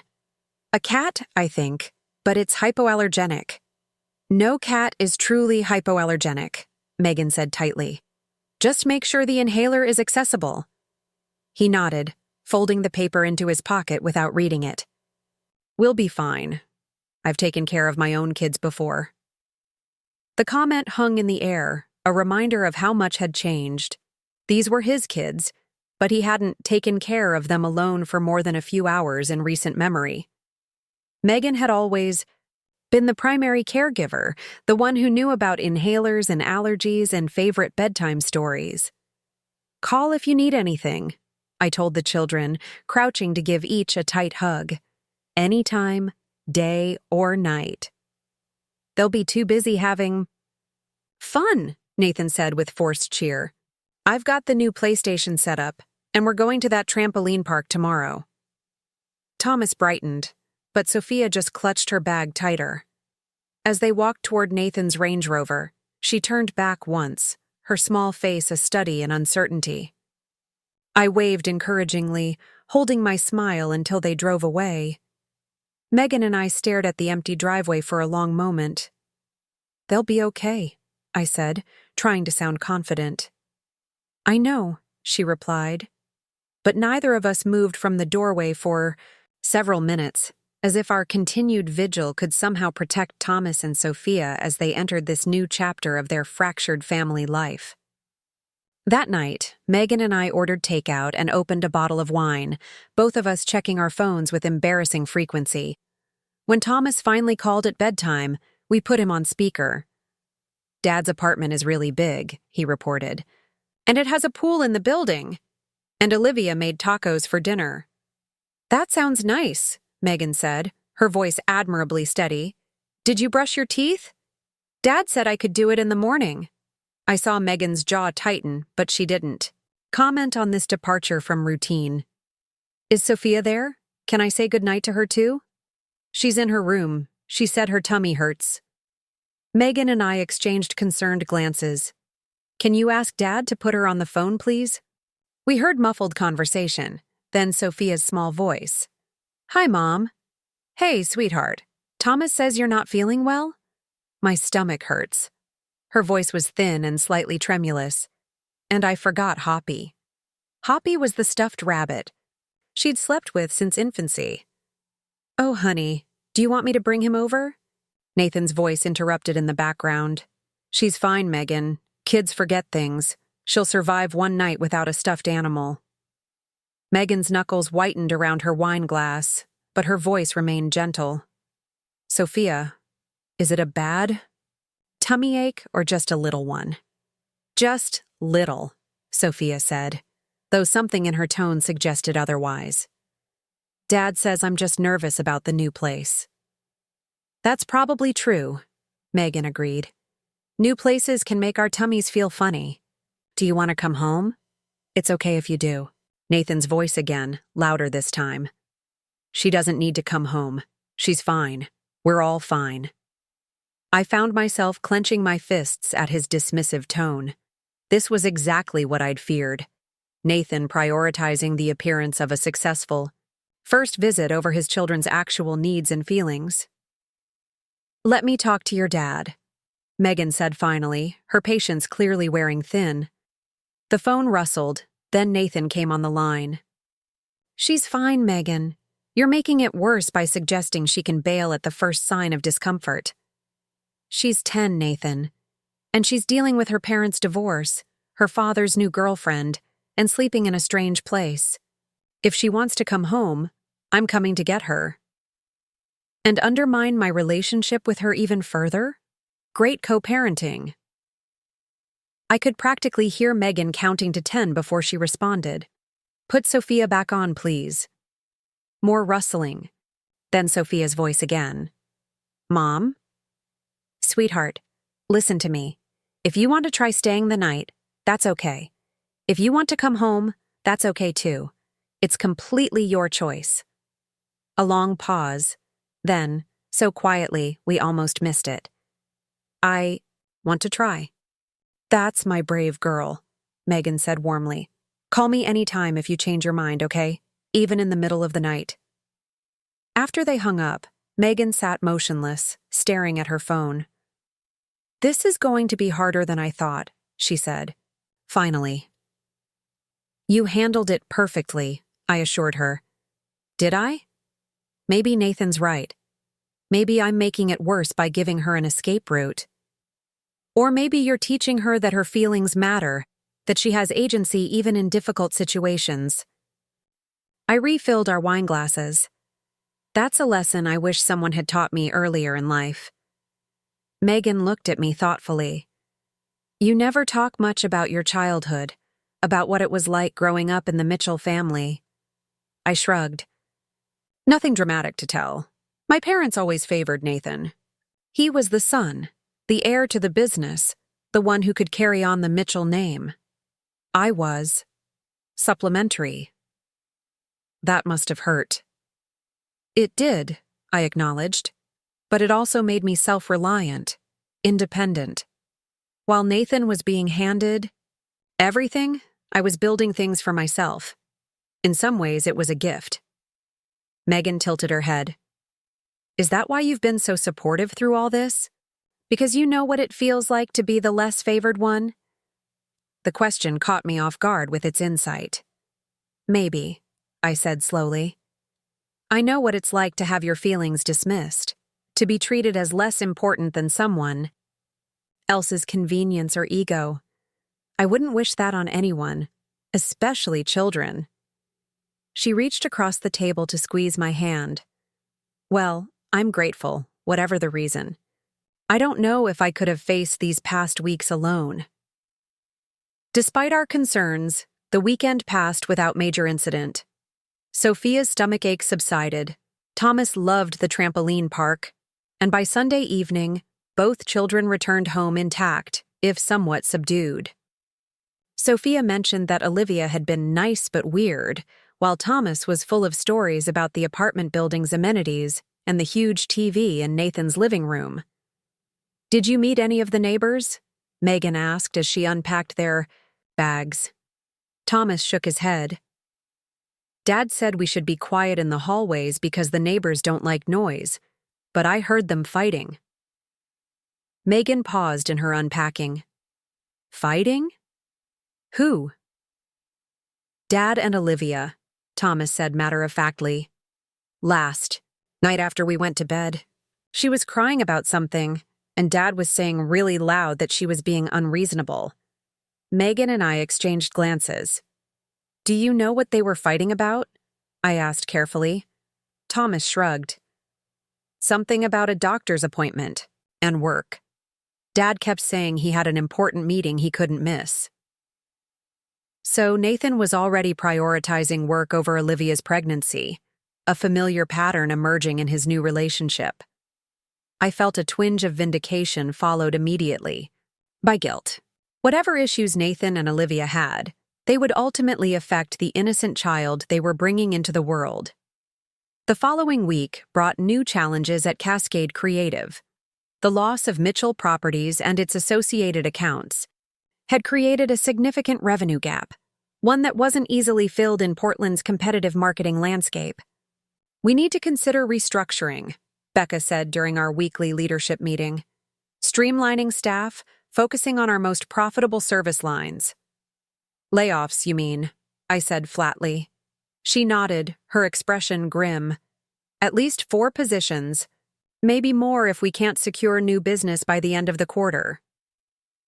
The thought of letting people go, people who had done nothing wrong except work for a company caught in the crossfire of my family drama, made me physically ill. "What about a capital injection? I could put in some of my savings, enough to buy us a few more months to rebuild the client base." Becca shook her head.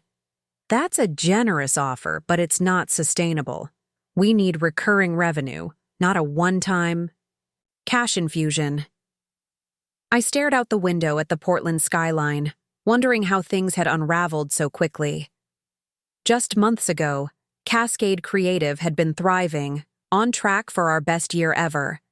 Now we were discussing layoffs and downsizing, all because I'd refused to stand alongside my brother as he abandoned his family. "I'll figure something out," I promised, though I had no idea what that might be.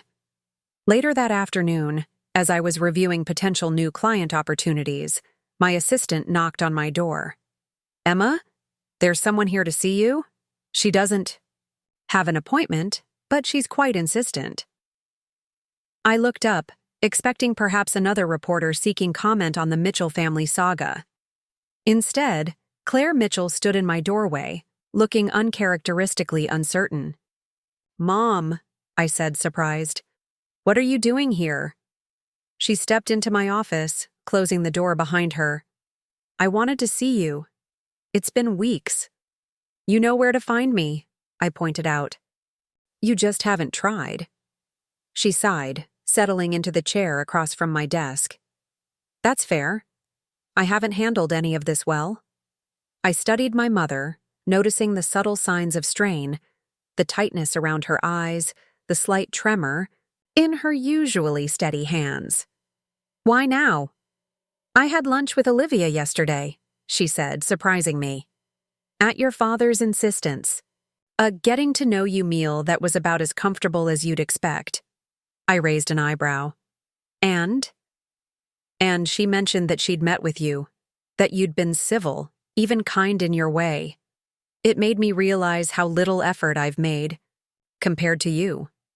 This was unexpected. My mother acknowledging a shortcoming? I met with her because I wanted to understand the situation better, for Thomas and Sophia's sake. How are they?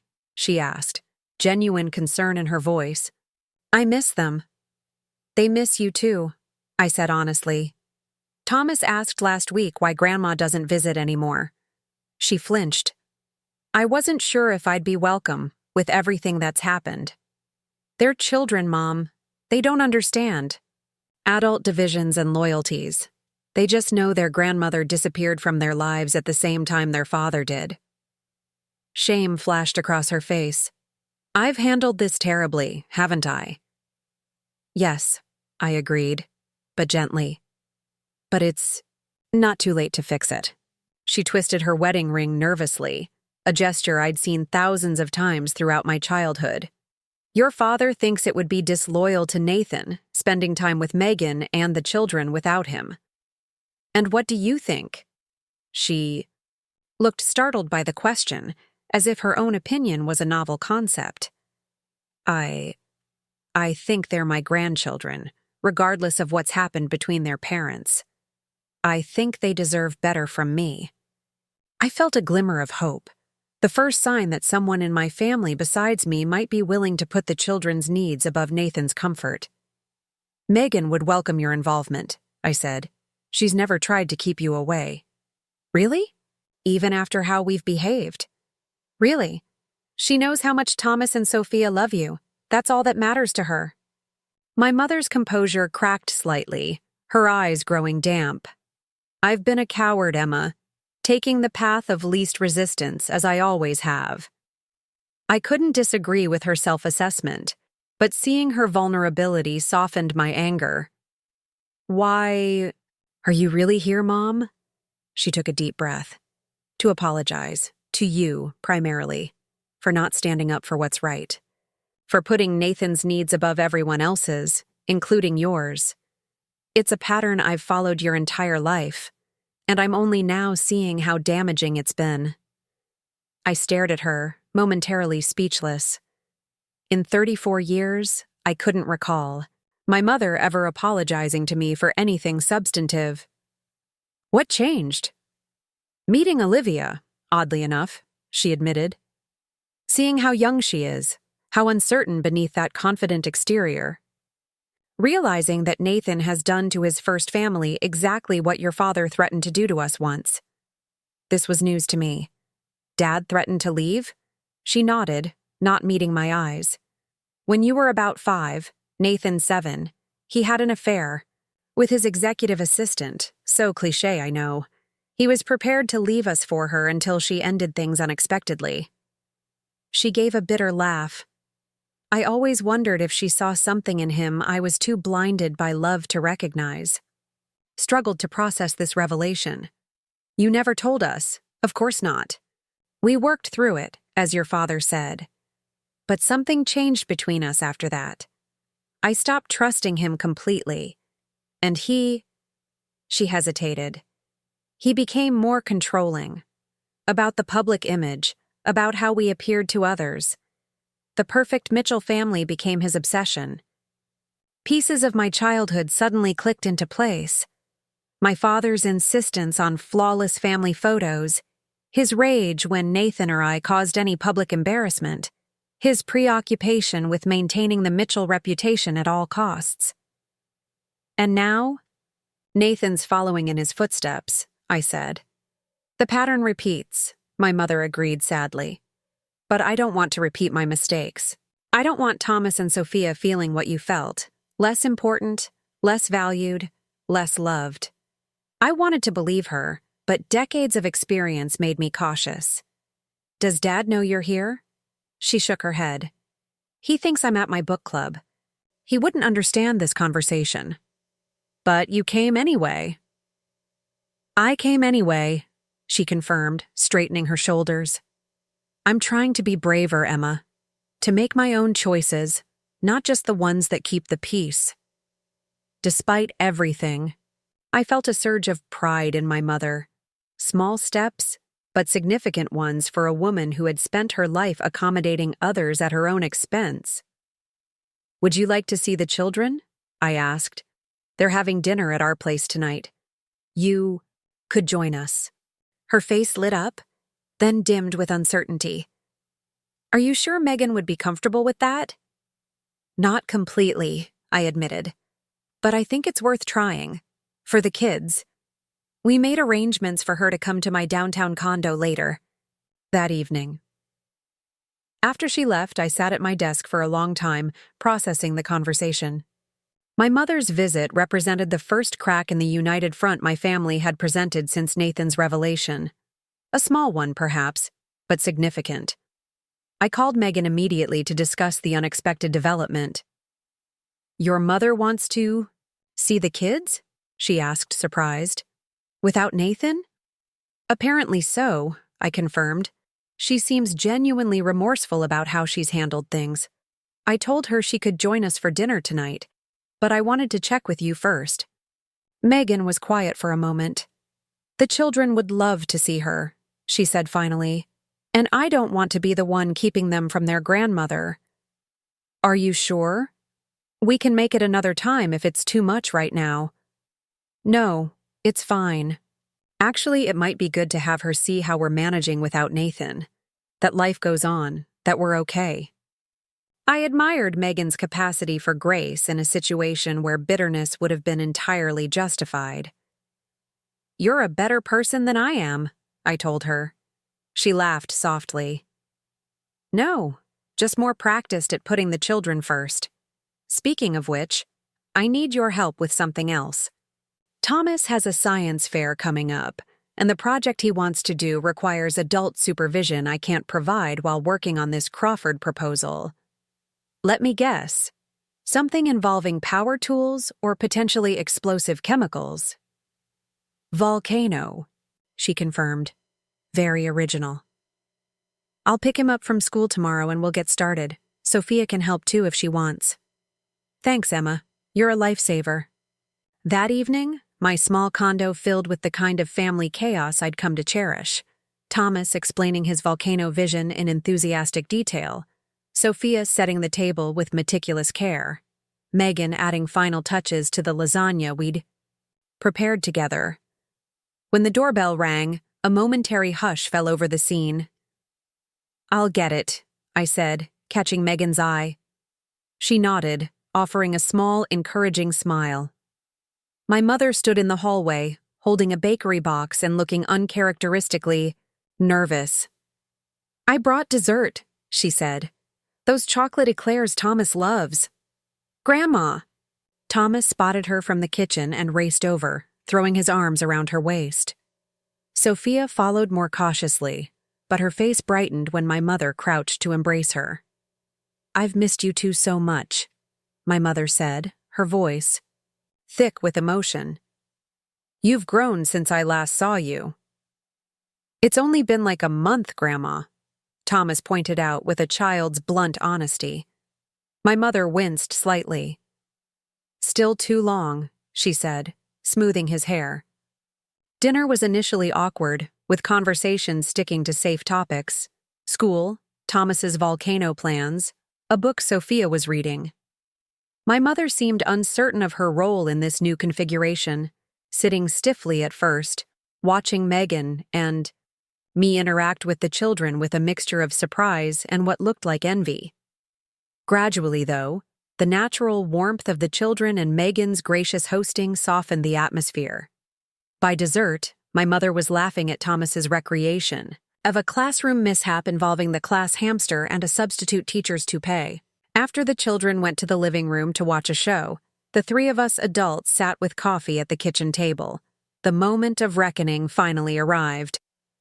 "Thank you for including me tonight," my mother said to Megan. "I wouldn't have blamed you if you'd refused." Megan stirred her coffee slowly. "The children love you, Claire. I wouldn't keep you from them because of Nathan's choices." My mother looked down at her cup. "I owe you an apology for how Richard and I have handled this situation, for not being there for you and the children when you needed support." "Why weren't you?" Megan asked directly. "We've been family for 12 years. I thought we had a relationship independent of Nathan." We did. We do, my mother insisted. But Richard was adamant that we present a united front, that supporting Nathan meant— She trailed off, embarrassed. Meant abandoning us, Megan finished for her. The inconvenient first family. My mother nodded, unable to deny the harsh truth. I was wrong to go along with it. I've always gone along, always chosen the path of least resistance. She glanced at me. Emma's been braver than I ever was. Megan considered this. I'm not interested in assigning blame or creating more division, she said finally. But I do need to know, if you want to be part of the children's lives going forward, it has to be reliable. They can't handle another disappearance. I understand, my mother said solemnly.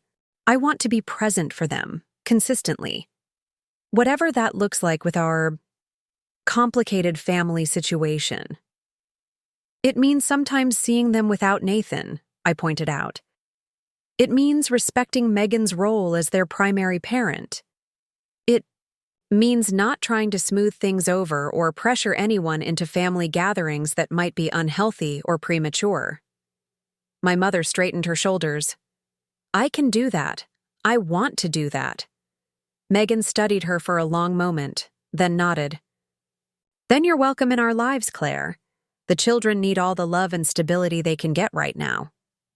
Later, as I walked my mother to her car, she paused on the sidewalk, looking up at my condo building with a wistful expression. You've created something beautiful here, Emma, with Megan and the children, a real family. We're figuring it out. As we go, I said. It's not always easy. She touched my arm hesitantly. I'm proud of you. For standing by your principles, for being there when it mattered. I should have told you that a long time ago, about many things. The simple acknowledgement unlocked something tight in my chest. Thank you, that means a lot.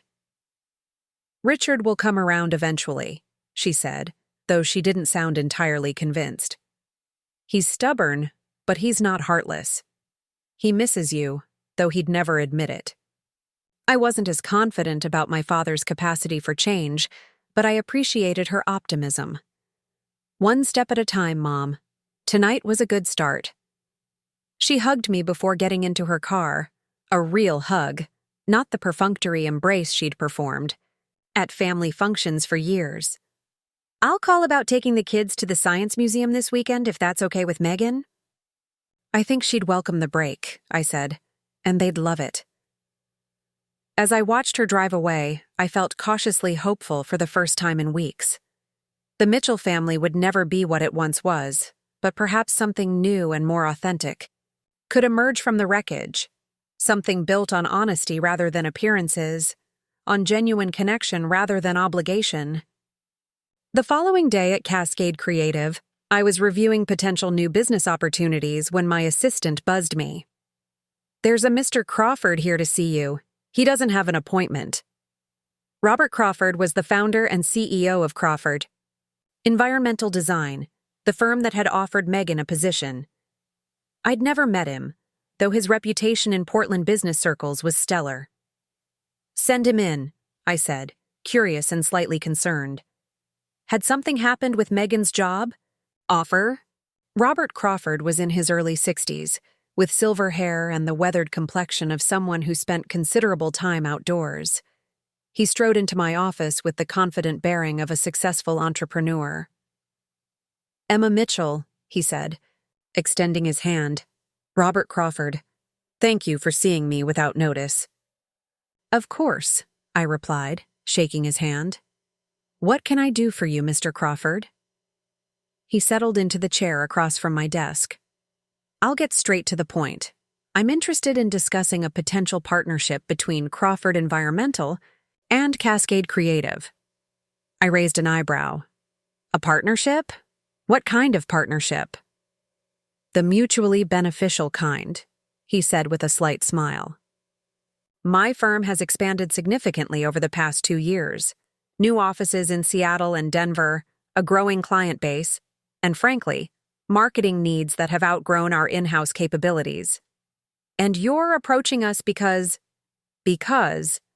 your firm does excellent work. I've followed your campaigns for years, particularly your sustainability messaging for that coffee company. What was it called? Bean Conscious, I supplied. Exactly. Brilliant integration of environmental messaging without the preachy overtones that turn consumers off. He leaned forward. But I'll be honest with you, Ms. Mitchell. I'm also here because Megan Collins speaks very highly of you, both professionally and personally. So this was about Megan. She's an extraordinary woman, I agreed, and a talented landscape architect. You're fortunate to have her joining your team. Crawford nodded. I've been trying to recruit her for years. She's exactly the kind of innovative thinker we need. He paused. She also mentioned your firm has recently lost some significant accounts due to family circumstances. I stiffened slightly. Our business situation is complex but manageable. I'm sure it is, but I'm offering a genuine opportunity here. Ms. Mitchell, Crawford Environmental has marketing needs that align perfectly with Cascade Creative's expertise. And unlike some in the Portland business community, I don't base my professional decisions on personal vendettas or family politics. The implied criticism of my father and Nathan wasn't subtle. What exactly are you proposing, Mr. Crawford? A 6-month contract to start. Branding for our Denver office, digital strategy for our expanded residential services, and a complete overhaul of our corporate materials to reflect our growth. If it goes well, we discuss a longer-term arrangement. I tried to keep my expression neutral despite the surge of hope his words inspired. That's a significant engagement. With a significant budget, he confirmed. Enough to offset what you've lost and then some, I believe. It sounded too good to be true.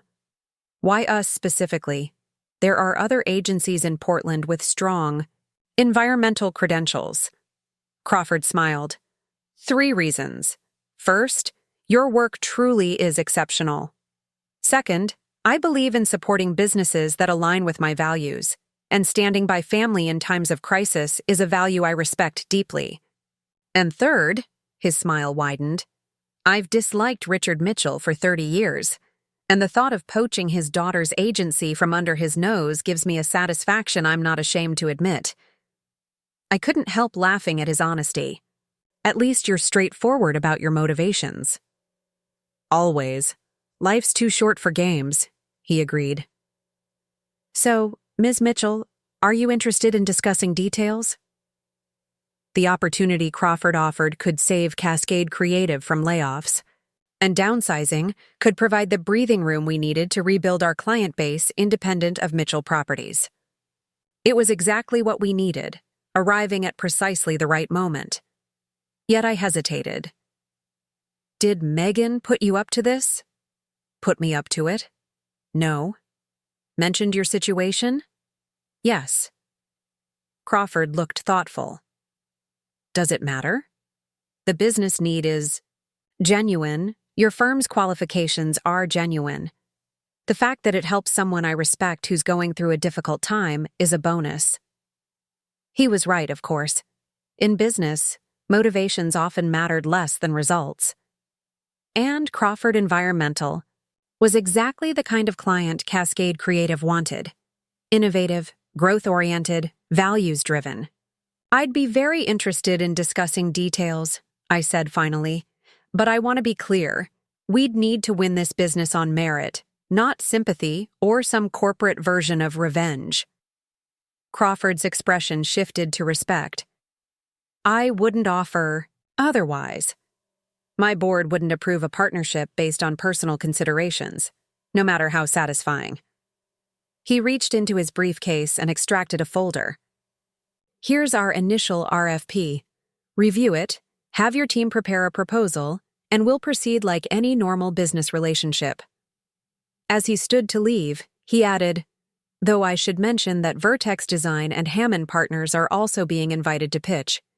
Both were significant competitors of Cascade Creative. This wasn't charity. It was a genuine business opportunity that we would have to earn. We'll deliver our best work, I promised. After Crawford left, I sat at my desk reviewing the RFP, a complex mix of emotions washing over me. Relief at the potential lifeline for my business. Gratitude toward Megan for whatever role she'd played in making the connection. And underneath it all, a quiet satisfaction that perhaps the Mitchell family influence wasn't as all-encompassing as my father had always believed. I called Becca into my office to share the news. "This could save us," she said after reviewing the RFP. "If we win it." "We will," I said with newfound determination. "We have to." That evening, as Thomas and I constructed his volcano at my dining table, Megan stopped by after her final interview with Crawford Environmental.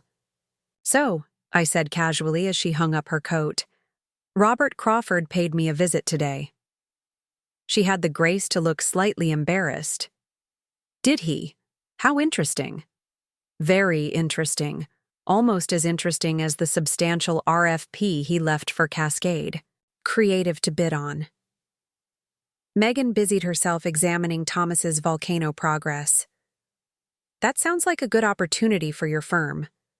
"Megan," I said, waiting until she met my eyes, "did you have anything to do with this?" She shrugged, a small smile playing at her lips. "I may have mentioned during my interview that my children's aunt runs the best creative agency in Portland, one that happens to be looking for new clients due to some unfortunate family circumstances." "And that's all?"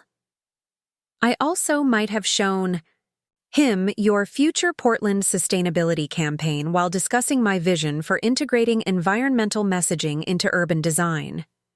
Her smile widened. He was very impressed. I shook my head, torn between amusement and gratitude. "You didn't have to do that." "Of course I did," she said simply. "You've been there for us through everything. This was the least I could do." She glanced at Thomas, who was happily mixing baking soda with red food coloring.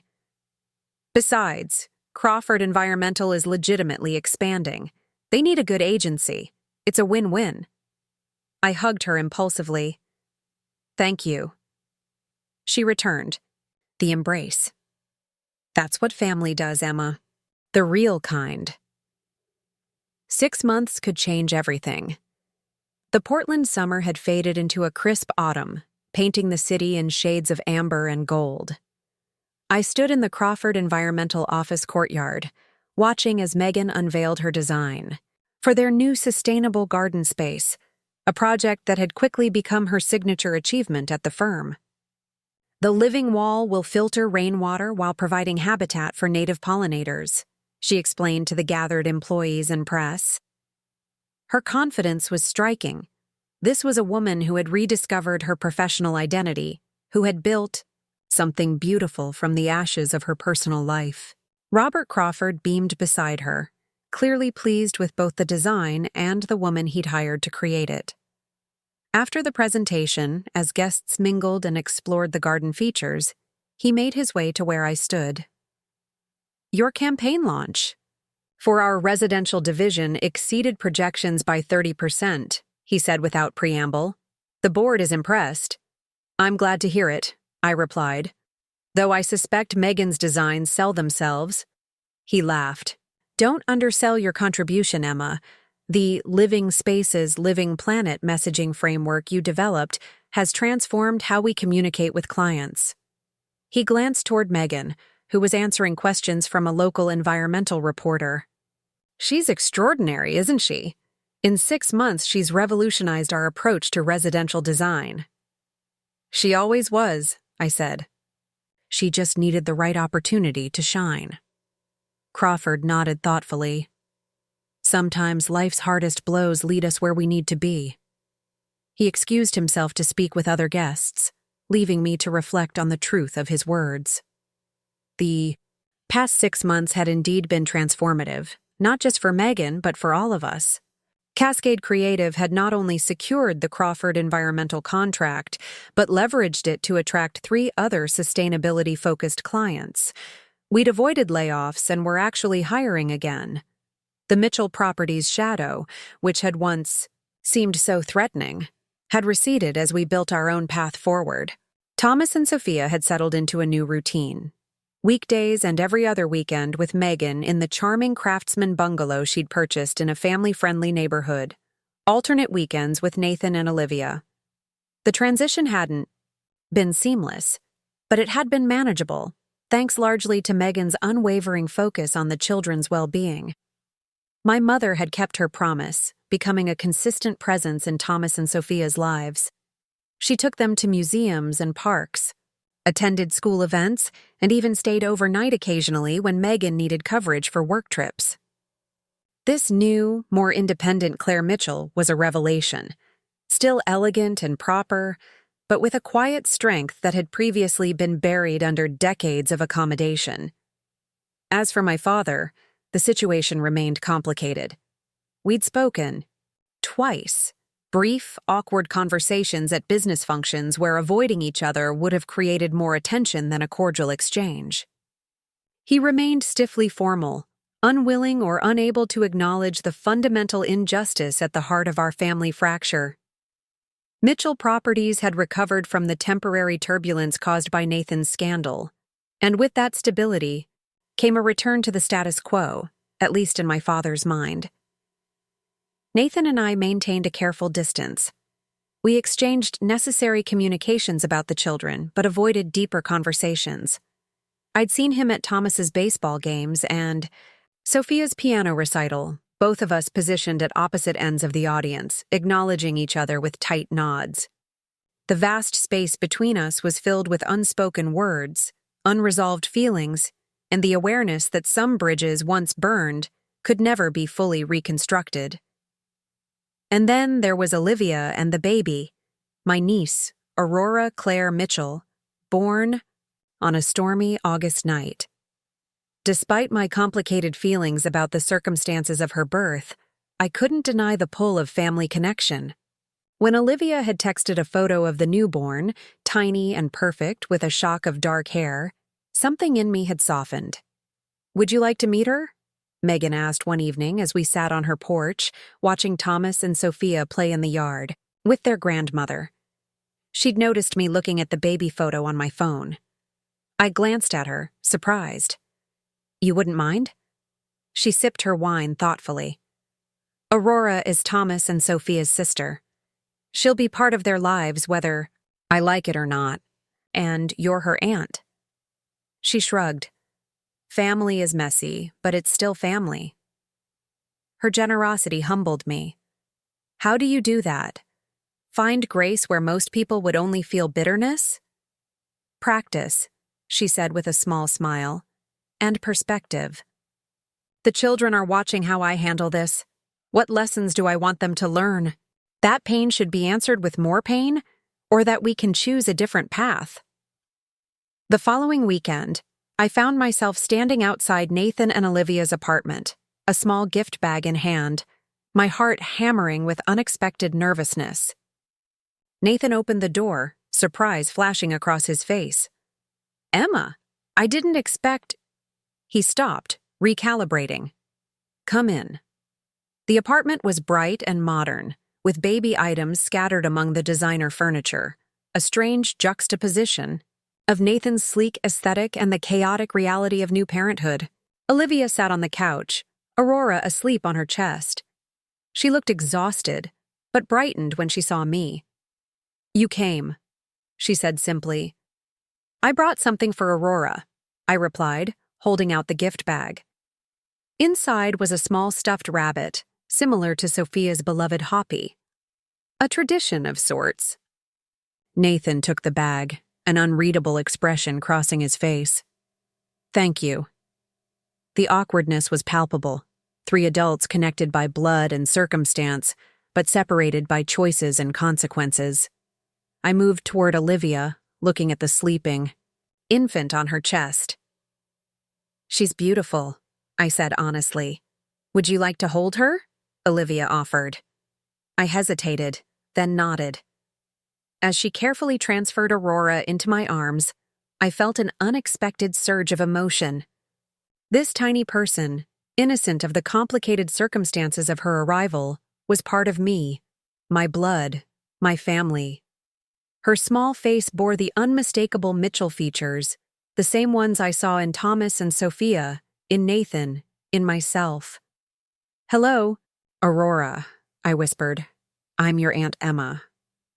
Nathan watched us, something softening in his expression. "The kids talk about you all the time," he said. "Thomas is obsessed with that volcano you helped him build. Won first prize at the science fair." "I know," I said. "I was there." He looked away, the implication clear. While I'd been present for these milestones, he'd been building a new life, missing pieces of his children's stories. "They miss you," I added, not unkindly. "They need more than every other weekend, Nathan." "I know," he admitted. "I'm trying to figure out how to balance everything. Work, Aurora, Thomas, and Sophia." He ran a hand through his hair. "It's harder than I expected." "Parenting usually is," I said, "especially when you've complicated it unnecessarily." He flinched but didn't argue. Progress, perhaps. Aurora stirred in my arms, her tiny face scrunching before relaxing again into sleep. She has your eyes," I told Nathan. "And Mom's chin." "Dad says she has the Mitchell determination," Nathan offered, "whatever that means." "It means she'll be stubborn and difficult," I said with a small smile. "Like all of us." A fragile moment of connection, built on the foundation of this new life we both loved despite everything. Not forgiveness, not reconciliation, but perhaps the first tentative step toward something new, a relationship defined not by the past, but by the future, by the children who would carry the Mitchell name forward, hopefully with fewer of its burdens. After saying goodbye to Aurora and her parents, I walked through Riverfront Park, the autumn leaves crunching beneath my feet. The water reflected the late afternoon sun, turning the Willamette River into a ribbon of gold. I found a bench overlooking the water and sat, needing a moment to process the complex emotions of the day. My phone buzzed with a text from Megan. "Dinner at 6? Mom's bringing her famous lasagna. The kids are making dessert, so bring your appetite and your courage." I smiled, texting back a quick affirmation. Then another message arrived, this one from my mother. "Proud of you for visiting today. Baby steps. See you at dinner. Love you." She'd known about my visit to meet Aurora. Of course she had. Claire Mitchell was slowly becoming the family connector, the bridge between fractured pieces. It was a role that suited her better than the compliant wife she'd been for decades. As the sun began to set over Portland, casting long shadows across the park, I thought about the journey of the past year.